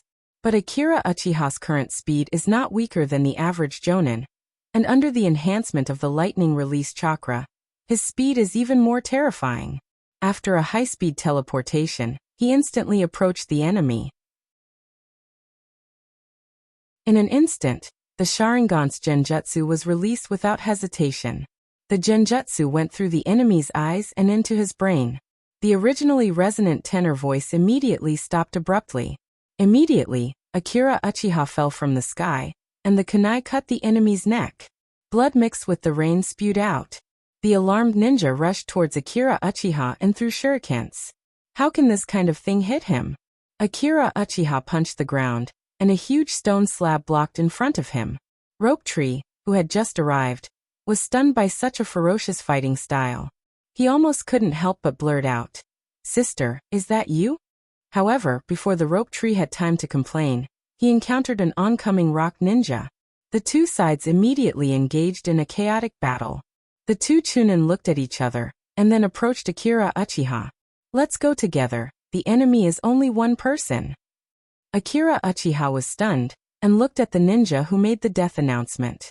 The Sharingan was like a ghost in the rainy night. The enemy is from the Uchiha clan. Don't look at his Sharingan. Obviously, the enemy is also an experienced ninja. But, don't look at the Sharingan? I'm afraid you're just being delusional. Akira Uchiha snapped his fingers. The Genjutsu with sound as the medium immediately invaded the enemy's brain. Akira Uchiha was about to rush up, but a water dragon came straight. Water release. Water Dragon Jutsu. In the land of rain, the power of water release ninjutsu is greatly enhanced. The water dragon raised its head high and directly locked onto Uchiha-chun, then slammed down with a loud bang. Akira Uchiha had to dodge the attack range. His movement was also blocked. At the same time, the Genjutsu ninja was rescued by his companions. That's why there is no invincible ninjutsu. Genjutsu is impossible to guard against. But if you face more than 2 enemies at the same time, the power will be greatly weakened. 1-on-1 escape. 2-on-1. Attack from the back is not a casual tactic. However, Akira Uchiha is not a pure Genjutsu ninja. He ducked and dodged the kunai that was coming towards his face. Then he kicked the Chunin who was rushing towards him in the stomach. At the same time he lifted his left foot, and then his left elbow was printed on the other ninja's chin. In an instant, his taijutsu suppressed the two Chunins. Where did this kid come from? Genjutsu is so powerful, and taijutsu is also so. He didn't finish, his body stiffened again. Perceiving that his teammate was in Genjutsu, the other ninja had to continue to release ninjutsu to separate the two sides. But how can Akira Uchiha give him another chance? He raised his right hand without thinking, and the kunai in his hand, like a howitzer, shot at the ninja's head. Shio! The sharp sound of something breaking through the air rang out. A huge head flew into the air. His teammate was killed in an instant, so the ninja's hand stopped. His body became a little stiff, and he breathed in the cold air mixed with rain. The Sharingan was like a death god in the dark night. Akira Uchiha laughed. It's your turn next.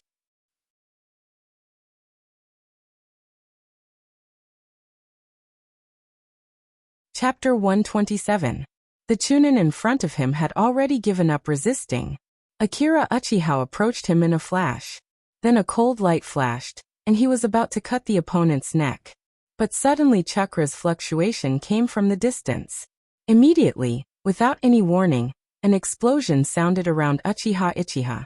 A blood-curdling scream was heard as his body exploded in all directions. The smoke slowly dissipated, and a 14 or 15-year-old boy walked out with a blank face. The boy's yellow hair stood up. His face was gloomy, because Akira Uchiha, who should have been killed, actually used substitution jutsu to avoid his explosion. Akira Uchiha, who escaped the explosion, looked at the boy in front of him and shook his head with a smile. You are really insidious. You used your companions to attract my attention, and at the critical moment, you sneak attacked me. The boy's face was gloomy. You are not bad. Obviously, you have already perceived me. You even pretended not to know to bait me. Hey, who would have thought that you didn't care about the lives of your teammates at all? He didn't even blink when he killed his own teammate. Are the rock ninjas as cold as you? Akira Uchiha ridiculed. Kid, what do you know? As a ninja, I have long been prepared to die. Killing you, isn't that the same as avenging him? It makes sense. But I will send you to explain this to your companions. Akira Uchiha shook his head. Have we met before? Would Leaf Ninja? Otherwise, why would you attack my team with only 3 people?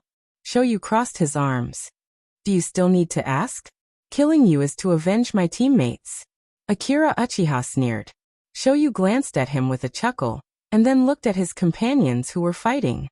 What a bunch of trash, you can't even deal with 3 kids. Shoyu's arm slowly emitted white-hot air. Is this the explosion release? I hope you can let me have some fun, kid. Shoyu's fist hit the ground. Then, the ground immediately caved in, and a huge hole rushed towards Akira Uchiha. Facing this kind of attack, Akira Uchiha dodged in an instant. Hunter closed in on him. Hunter's left fist was instantly wrapped in a high-temperature gas, and there was a faint red light in it. The speed of his fist was like thunder. Kunai appeared in Akira Uchiha's hand. He waved his right hand in an attempt to block the fist, but just as it approached, his kunai broke. Then an explosion rang out, and Akira Uchiha's body was sent flying like a kite. This kind of power, it's at least a C-class ninjutsu, right? And it could be used instantaneously.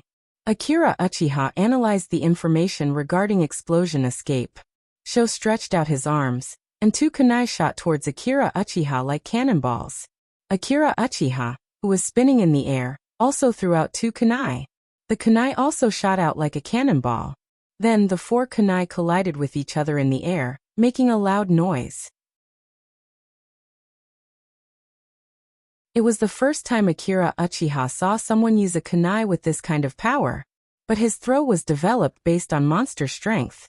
To put it bluntly, it was completed through chakra's exquisite control. And Sho developed it according to his Kekkei Genkai explosion escape. Sho didn't care and continued to go straight to Akira Uchiha. Akira Uchiha threw out Genjutsu. Sho, who was rushing over, immediately stopped. Then shurikens broke through the air and attacked Sho. Shuriken shadow clone technique. In an instant, the shurikens were divided into countless shurikens and swept towards Sho's body. Sho dispelled the genjutsu and looked at the shurikens that were already in front of him without a trace of panic. He waved his fist forward, and an explosion sounded in an instant, blocking the shurikens. In this short period of time, Akira Uchiha pulled back a safe enough position. The opponent's explosion escape is very tricky. Akira Uchiha's taijutsu is good, but his physical fitness is just that of an ordinary person. A kunai can kill him. He doesn't have the abnormal defensive rakeage, and Sho's explosion release is an instantaneous type ninjutsu. Once the fist comes into contact with the body, it will immediately explode. So, it is unwise to use taijutsu to fight with the opponent. He can only pull back and use long-range ninjutsu to kite. After making up his mind, Akira Uchiha completed the hand seals in an instant. Earth release, Yellow Spring Swamp. In an instant, the terrain under Sho's feet changed, and his body inevitably sank a little. Is it used to restrict my movement? Sho thought for a moment. But the descent suddenly stopped. The power of this ninjutsu is related to the size of chakra. Akira Uchiha stopped the transmission of chakra the moment he released it. Coupled with his attainments in earth release, it is completely inferior to other attributes. So the power of this earth release is actually very weak. Sho got rid of the Yellow Spring Swamp with almost no effort. He looked at this earth release with some amazement, and then showed a disdainful expression. Most of the rock ninjas have high attainments in earth release, and he is no exception. This kind of power is only at the level of Chunin, and it has no effect on him at all. It is just a waste of chakra. Seeing that it didn't work, Chun continued to form hand seals. Fire release, great fireball technique. Sho frowned, not to mention the earth release that was a joke. Now the opponent is using fire release on this rainy day. Are the ninjas of the land of fire so brainless? And this level of fire release he can block it with one fist. Sho didn't know what the opponent is planning. But out of caution, he didn't use his fist. Sho slammed his right hand on the ground and shouted, "Earth release, earth wall." Then an earth wall rose from the ground. A high-temperature fireball condensed and smashed towards the earth wall. The fireball that was only a few meters in size suddenly became bigger and bigger as it approached the earth wall. It was only a C-class ninjutsu, but it instantly became a B-class ninjutsu. How is this possible? Sho was shocked. This situation is beyond his understanding. This is too inconsistent with the laws of ninjutsu. Not only that, the Yellow Spring Swamp next to Sho suddenly burned. The swamp was like a detonator, and in an instant, Sho was annihilated. Akira Uchiha chuckled. Don't take the artificial swamp as a swamp. The essence of the Yellow Spring Swamp is a swamp. Since it is a swamp, it also has the most basic thing of a swamp, methane. What will happen when the flame meets the methane? Burning and explosion. This was the true definition of black technology. Fire release mixed with methane. It is very similar to Jiraiya's fire release mixed with methane, and it has an additional explosive effect. So if you learn mathematics, physics, and chemistry well, you will not be afraid of anything. From now on, my mother will no longer have to worry about my ninjutsu. Akira Uchiha came over. After the smoke dissipated, Sho was lying in a huge pit. His clothes were almost torn, and his whole body was covered with blood. At this time, it is unknown whether he is alive or dead.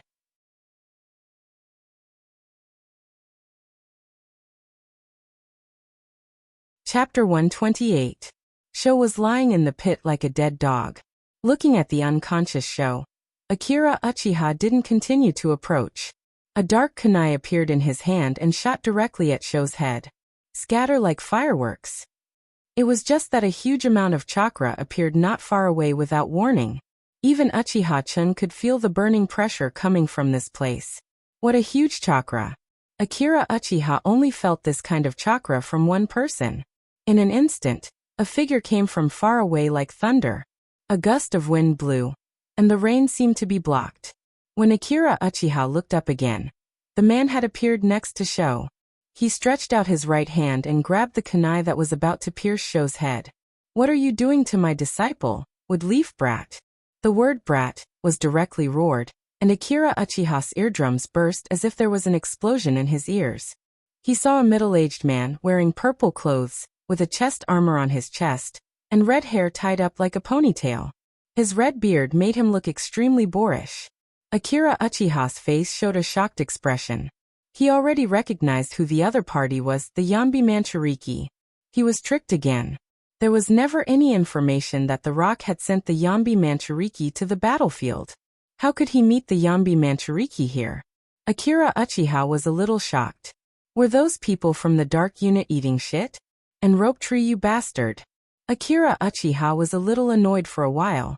He began to worry about the situation on the main battlefield. Of course, it's not that Manchuriki is strong. After all, Manchuriki are strong and weak. Being able to control tailed beasts, Manchuriki, a person from the chakra division, was naturally extremely powerful. His strength was comparable to a Kage division. But the tricky thing is that once the Bijou breaks free from the seal, the consequences of the raging Bijou's power are unbearable for any shinobi village. Therefore, Manchuriki was more of a deterrent than a practical one. Now the rock actually sent someone to deal with Manchuriki. This only shows that the rock ninjas are extremely weak on the battlefield. Now that Manchuriki had sent people out, the final battle was about to begin. Therefore, Manchuriki should not have appeared here no matter what. Judging from the other party's tone, this wasn't a coincidence. Could it be that the battle had already ended and Woodleaf had already lost? For a moment, Akira Uchiha's heart was in a mess, and he immediately had the thought of retreating. Although in his memory, Woodleaf had won the war, who knew if things would change because of him? For a moment, the situation was in a stalemate, and the sound of rain that had just been blocked changed again. The sound of leaves swaying gradually became clearer than the sound of raindrops hitting the water. Rashi narrowed his eyes and looked at the destroyed environment, and the dead rock ninjas. "Did you kill all these rock ninjas?" Rashi was now very angry. He was now one of the strongest in the rock village.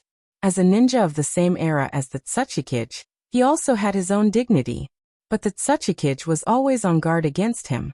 Not only that, but he also restricted his freedom every day. It was only when the situation had completely deteriorated that he was thrown out like a tool. In fact, if he had come a little later, his disciple Sho would have been killed. Rashi felt that he needed a good battle to vent his dissatisfaction. A huge momentum was released, and Akira Uchiha was a little uncomfortable. Old Purple grabbed Sho's body and threw him outside. After Sho's body flew to a safer position, Rashi no longer talked nonsense and directly printed with both hands. Earth release. Mountain earth release.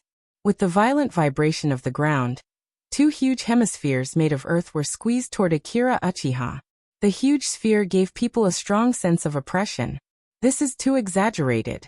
Using a ninjutsu of this level, it seems like he wants to flatten Uchiha-chin. This ninjutsu has restricted the Jubi, and Akira Uchiha can't resist it. In this case, he can only face it head-on. Akira Uchiha's lightning release was completed instantly, and a large amount of chakra was condensed in his hands, and in a very short time, it reached the level of Chidori. Akira Uchiha, who was ready, became more elegant, and instantly escaped the attack range of the earth release. Akira Uchiha, who escaped, didn't stop.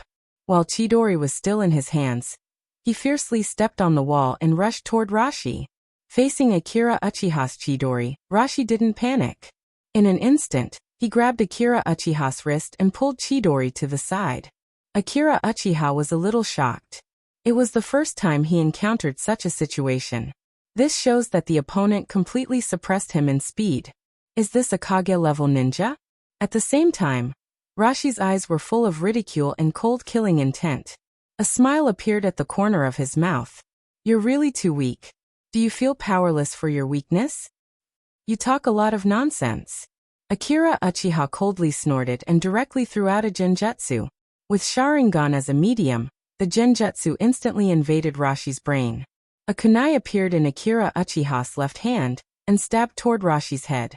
Rashi, who was hit by the genjutsu, broke free in an instant. He dodged the kunai's attack and then kicked it. Akira Uchiha only felt a huge force coming from his hands, and his whole body flew out.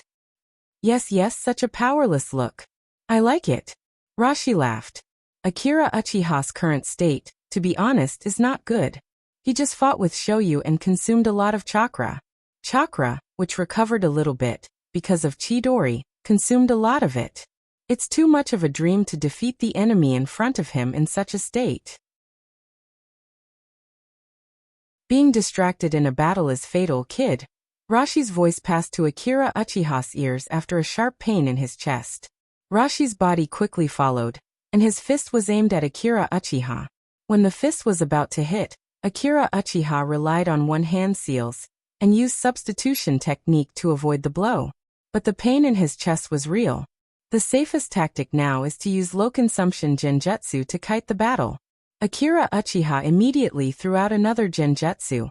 He once again opened the distance. Uchiha's genjutsu is really worthy of its reputation. Rashi didn't want to delay. It's over. Lava release, scorching river flowing rock technique. Rashi opened his mouth and suddenly spat out several large magma balls that were enough to drown Akira Uchiha's body. The high temperature of the magma ball caused the air to sizzle. Akira Uchiha didn't care about anything else at this time, and immediately retreated. The wind is strong, run. But the magma balls were precisely controlled by Rashi, and locked onto Akira Uchiha. Then Akira Uchiha's path was blocked. Just like that, the 4 lava balls flooded towards his body. Kid, go to hell.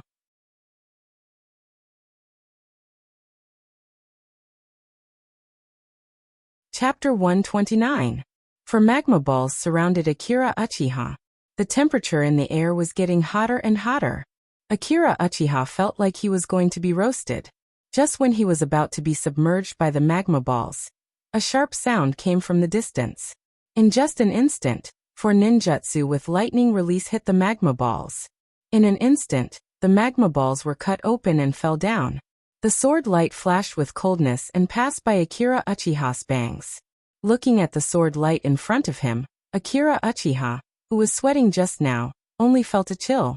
Even the ninjutsu that he just prepared to use failed. Akira Uchiha suddenly remembered Pomelo's words.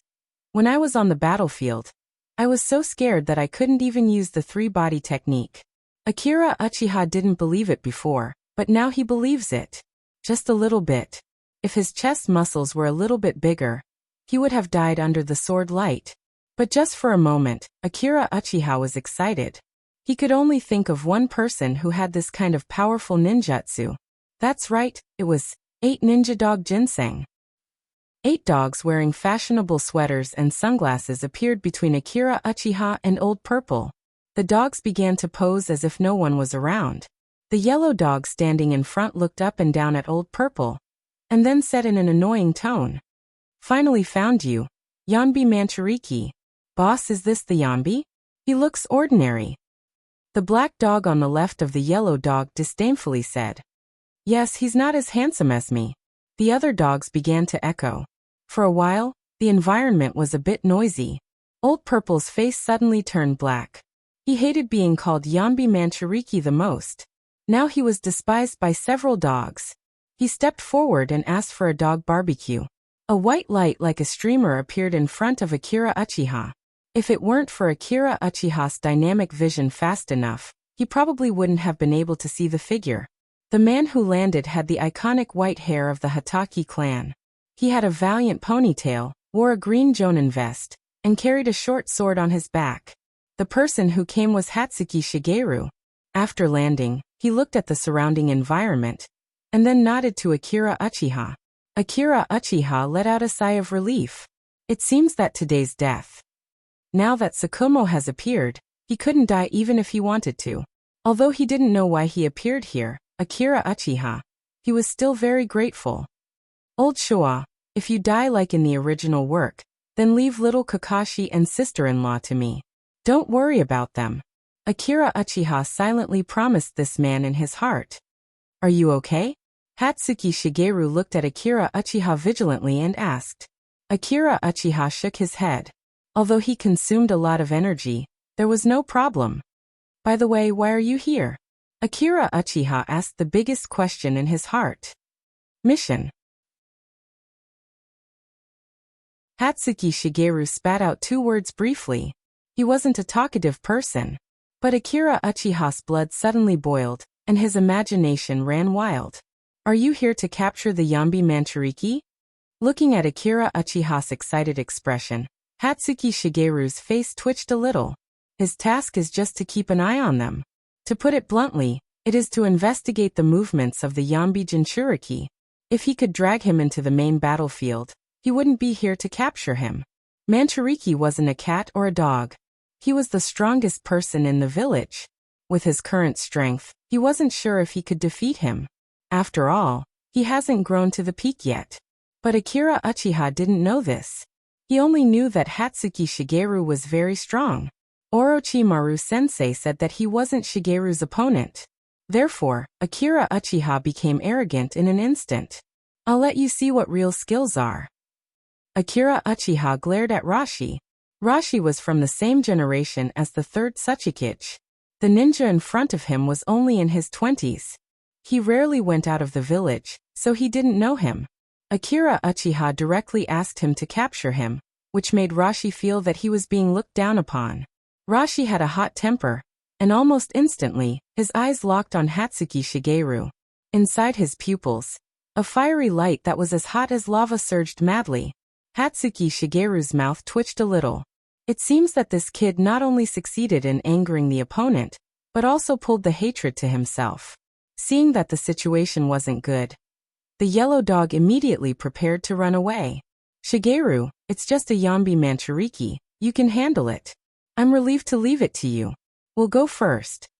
Then he immediately deactivated the summoning technique. Akira Uchiha looked at the angry Rashi and also prepared to leave. Hatsuki-sama, I'll leave it to you. I forgot that I have something important to do. I'll go support Mikoto and Rope Tree. While saying that, Akira Uchiha prepared to leave. Wait. How much chakra do you have left? When Akira Uchiha was about to turn around, Hatsuki Shigeru softly said, "A third more." Akira Uchiha was puzzled. What's wrong? Is there anything else? Akira Uchiha's implication was that he was going to run away if he didn't have more. I know you've carried out an A-level mission. Moreover, during the mission he easily killed 2 jonin. Wait, are you talking about me? Akira Uchiha interrupted Hatsuki Shigeru. He did carry out an A-level mission, but it was an emergency. And when did he kill 2 jonins so easily? Almost all of them almost died, okay? Who told you this? Orochimaru, Hatsuki Shigeru said a name. And he told me more than once that you're very talented in illusion. Even he would fall for it. Akira Uchiha's cold sweat flowed out. Uncle Snake, I know you're eager to show off your disciple. But there should be a bottom line. If you exaggerate, you'll become a business bragging. Therefore, Hatsuki Shigeru's meaning was very straightforward. Even now he may not be old Rashi's opponent. The other party is also a Yambi Jinchuriki and he lacks helpers. Since you can kill a jonin, and your illusion is so powerful, then you should be able to help me. Of course, this was based on Hatsuki Shigeru's trust in Orochimaru's vision. He and Orochimaru have known each other for many years, and he knew Orochimaru very well. Although the other party is just a kid, since he was praised by the calm Orochimaru, it is absolutely impossible for him to be just a fake ninja. Now Hatsuki Shigeru didn't have much chance to win against Rashi, so he could only ask Akira Uchiha to help him. Ninjutsu that are too powerful can't be used in all aspects. But if it's an ordinary illusion, it won't consume too much chakra, so it's not a big problem. Akira Uchiha stopped inside. Okay, you can use genjutsu to distract him. If it doesn't work, wait for an opportunity to fight, and I'll fight him from the front. Hataki said to Akira Uchiha. Seeing Hatsuki Shigeru's confident look, Akira Uchiha could only sigh and agree.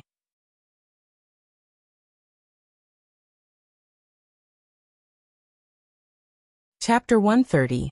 Rashi crossed his arms and stood in the distance, letting the 2 ninjas in front of him talk. Are you done talking? Rashi said with disdain. Only the weak like to group together. Only the truly strong would not group together. Rashi had a tailed beast in his body. He was isolated and excluded in the village. So he thought that he was a natural loner. A loner is always the opposite of everything in the world. He was a loner, and the only thing he could rely on was strength. Yes, the power of a tailed beast. Others didn't see the power of a tailed beast, but he knew it clearly. It can be said that he was very confident in his own strength. In his opinion, if he used his full power, even the third Tsuchikage may not be his opponent. But just now he was treated as a prey. Hunting a tailed beast?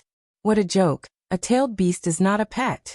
People are always arrogant. It seems that they should be afraid of tailed beasts again. As for the order to support the main battlefield, Rashi had already forgotten about it. It won't be too late to support after killing the ninjas in front of him. Chakra has been confined to the village all year round, and he has long been thirsty. He longed for a battle to his heart's content. Hatsuki Shigeru stepped forward, and Akira Uchiha stood on the side.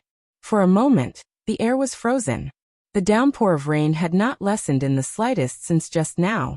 The sky was completely gray, as if someone had covered the country of rain with a cover.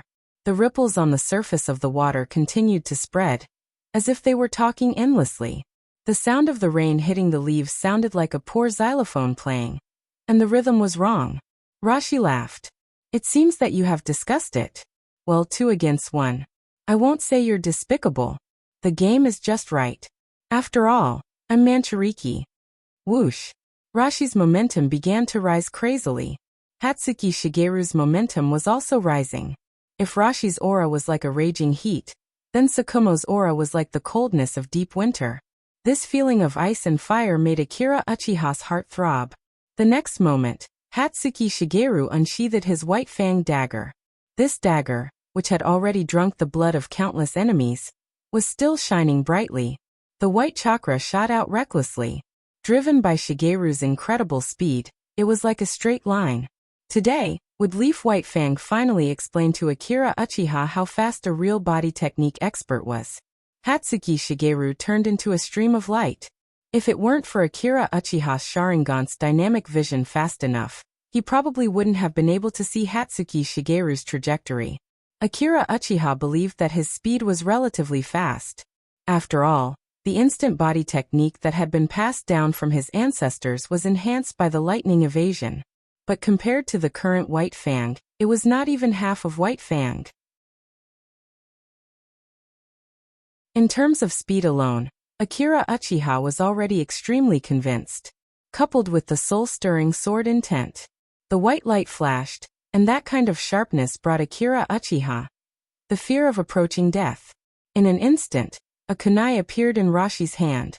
He was ready to take the coming attack head-on. Boom! A blue arc flashed, wrapped the dagger, and directly cut down. At the moment when the two collided, there was no sound of metal clashing, but the kunai was directly cut down by Whitefang's dagger, and then the lightning flashed. Lava release, scorching river rock technique. Seeing that the dagger's speed did not decrease, the magma ball directly spewed out of Rashi's mouth. The magma ball blocked in front of Hatsuki Shigeru. Hatsuki Shigeru waved his dagger, and the sound of thunder resounded again, and the lightning flashed. The dagger directly cut the magma ball in front of him like cutting a melon. But in an instant, the magma ball suddenly exploded. Hatsuki Shigeru had to quickly retreat. Rashi laughed wildly. He was like a goldfish spitting bubbles, and a large amount of magma spewed out from his mouth. Ninjutsu began to be released. Rashi, who released such a large-scale ninjutsu, still didn't change his expression. For Rashi, this kind of routine operation is not a small matter, but it's too crazy. Facing this kind of attack, Hatsuki Shigeru had to slightly raise his eyebrows. What kind of chakra is this? He sighed. Although his chakra is also a lot, compared to the opponent's unscrupulous use, it's like an ordinary family meeting a nouveau riche. No, it should be a poor family. Or a poor family. However, Hatsuki Shigeru didn't care about this ninjutsu at all. If it can't hit the opponent, it's useless no matter how powerful it is. Hatsuki Shigeru jumped a few times to avoid the magma, and continued to rush forward. Are you in such a hurry to die? Konoha's ninja. Rashi showed a crazy smile, and with a wave of his hand, The magma swept toward Hatsuki Shigeru. Facing such a seemingly powerful attack, Hatsuki Shigeru didn't panic at all. Just when the magma was about to hit him, he waved his short sword 3 or 4 times, and all the magma was scattered. Rashi snorted and began to make a complicated hand seal. A crisp snap of a finger was heard. Rashi's movement stopped abruptly, and his face still maintained the same expression. Akira Uchiha's Genjutsu instantly invaded Rashi's brain. Just as he snapped his fingers, a white light flashed in the silent and dark forest. There was no obstacle between Hatsuki Shigeru and Rashi. What can be done in 1 second? He can't do anything to Akira Uchiha, but for a speed ninja like Hatsuki Shigeru, there are so many things he can do. It was a sharp killing intent like a sharp fang, as if it can tear the body in an instant. The speed was so fast that there was no time to react. Just when the short sword was about to hit Rashi, a dark red light suddenly shot out from Rashi's body, followed by a violent roar. The roar seemed to be suppressed for decades, and it shook the surroundings. When Rashi opened his eyes, there was a red light flashing in them. The short sword was about to hit him, and he had no room to dodge. Rashi didn't dodge, he directly stretched out his arm and blocked the white light. Boom! A sound like a muffled explosion suddenly swept out, and the white light suddenly became blue.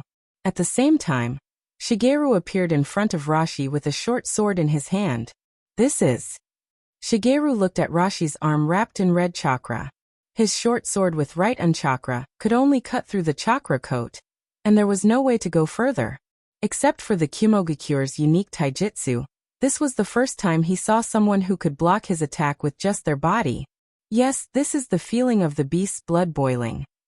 Rashi's blood-red arm directly punched Shigeru. Shigeru's body was also sent flying.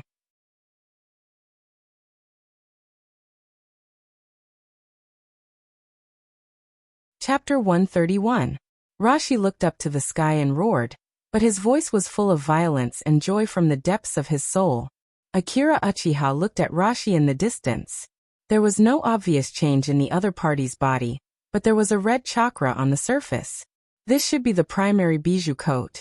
Although Rashi's current appearance was very manic, he still retained his consciousness. Emotionally, because of the interference of the tailed beast's chakra, he became violent and aggressive. He pounded his chest with both hands like a gorilla. As expected of a male primate-tailed beast, Old Purple was unavoidably affected by it. You have already controlled the power of a bijou to this extent. Akira Uchiha frowned. Rashi waved his chakra. Come on, let me see how strong Wood Leaf's ninja is.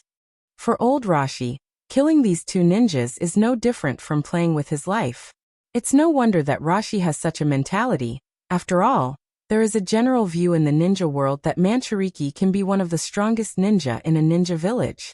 With such an attitude, it's inevitable that he will look down on Shigeru. Hatsuki Shigeru didn't speak because he didn't have much to say, and he didn't have the habit of communicating with the enemy on the battlefield. The reason why he stopped now is because he consumed a lot of chakra after that attack. Although it's not to the extent of using up all the chakra, he can recover a little bit. Rashi obviously won't give Shigeru the ability to recover. He directly rushed over and hit Shigeru with one hand. Rashi's speed at this time is much faster than before. Facing this kind of high-speed physical attack, Shigeru is now a little bit tired. In this mode, Rashi's speed is like thunder. This method is somewhat similar to the third Reikichi's lightning chakra mode. After a few punches, Hatsuki Shigeru realized that he can't go on like this. He dodged Rashi's attack and quickly retreated without any support. Body flicker technique. Good speed. Rashi laughed. His current taijutsu is enhanced by the tailed beast's chakra, giving him extraordinary speed and strength. The average ninja may not even be able to see his body movements clearly, let alone avoid it. Shigeru looked at Akira Uchiha. Akira Uchiha immediately understood.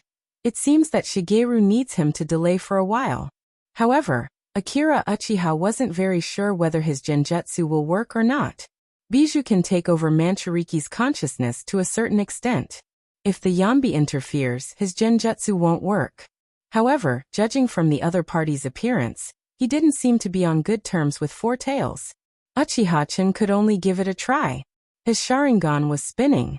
Rashi's he's, of. It seems to be useful. Akira Uchiha nodded. Taking advantage of this gap, Hatsuki Shigeru's hands began to quickly form hand seals. Hatsuki's secret technique. Shigeru, who used the secret technique, began to rise rapidly. Rashi broke the genjutsu, and the burning flames rose from his body, constantly emitting fluctuations, causing visible ripples in the air. A scorching aura rose from his body. Lava release, Mount Huagua. On Rashi's body, a large amount of magma surged out, and then suddenly spread. In just a few seconds, it covered a radius of tens of meters, like a sea of magma. The rolling magma crazily spread on the ground, covering the earth. The magma river quickly surrounded Shigeru, but Shigeru didn't do anything. He just waved his sword, and the ground in front of him was divided into two, and the magma was also cut. Rashi was surprised. Shigeru's strength suddenly increased a lot. But this kind of secret technique couldn't last long. Rashi knew this, so he decided to fight a war of attrition. He immediately approached Shigeru, and his burning fist was aimed at his chest. White Fang immediately blocked his chest with his knife. But the feeling from his fist didn't feel like he hit a knife, but more like a heavy hammer.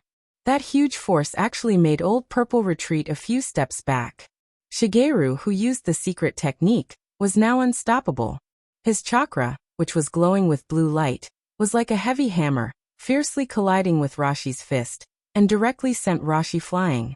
In the forest, there were continuous terrifying explosions, and a large area of trees was burned to ashes by the lightning. Shigeru's strength was heavy, and the knife in his hand seemed to have unparalleled strength. Even with the strength of Rashi's beast tail, who blocked the knife with only one arm, at this time he was on one knee. White Fang's blade finally pierced through the tailed beast's coat, and an inch into Rashi's left arm. Crimson blood flowed down along with it. I haven't been hurt for many years. You are really strong. Since Rashi was able to control part of the Yambi's ability, few people could break his defense, but Shigeru was able to push him to this point with only a knife. You're the only one who dares to take my blade with your body, Tsukumo coldly said. Shigeru also had a slight headache. He even used his secret jutsu, but even after several strikes he only managed to break through Rashi's defense, which really amazed Tsukumo. In that case, Raiton Blade Wind. This is a ninjutsu that Shigeru combined his Raiton and blade technique for several years. Although it wasn't complete yet, it was his final trump card. Several lightning accompanied by Shigeru's knife exploded in the air. For a moment, the wind was cold, and the next moment, there was a large area of lightning raging behind them, like a dense spider web. It began to spread wildly. Shigeru's figure was like a ghost wandering in the gap of the lightning, and Rashi's figure was completely covered by the lightning. This ninjutsu was like a divine punishment. Akira Uchiha was excited. He couldn't wait to copy it. After a few seconds, the lightning finally dissipated. A ferocious figure dashed out. Rashi was covered with blood, and his chakra coat was broken. The turtle shell was finally broken. You're tuning in to the Earbook Haven YouTube channel. Don't forget to subscribe and join us on this journey to catch the most captivating stories.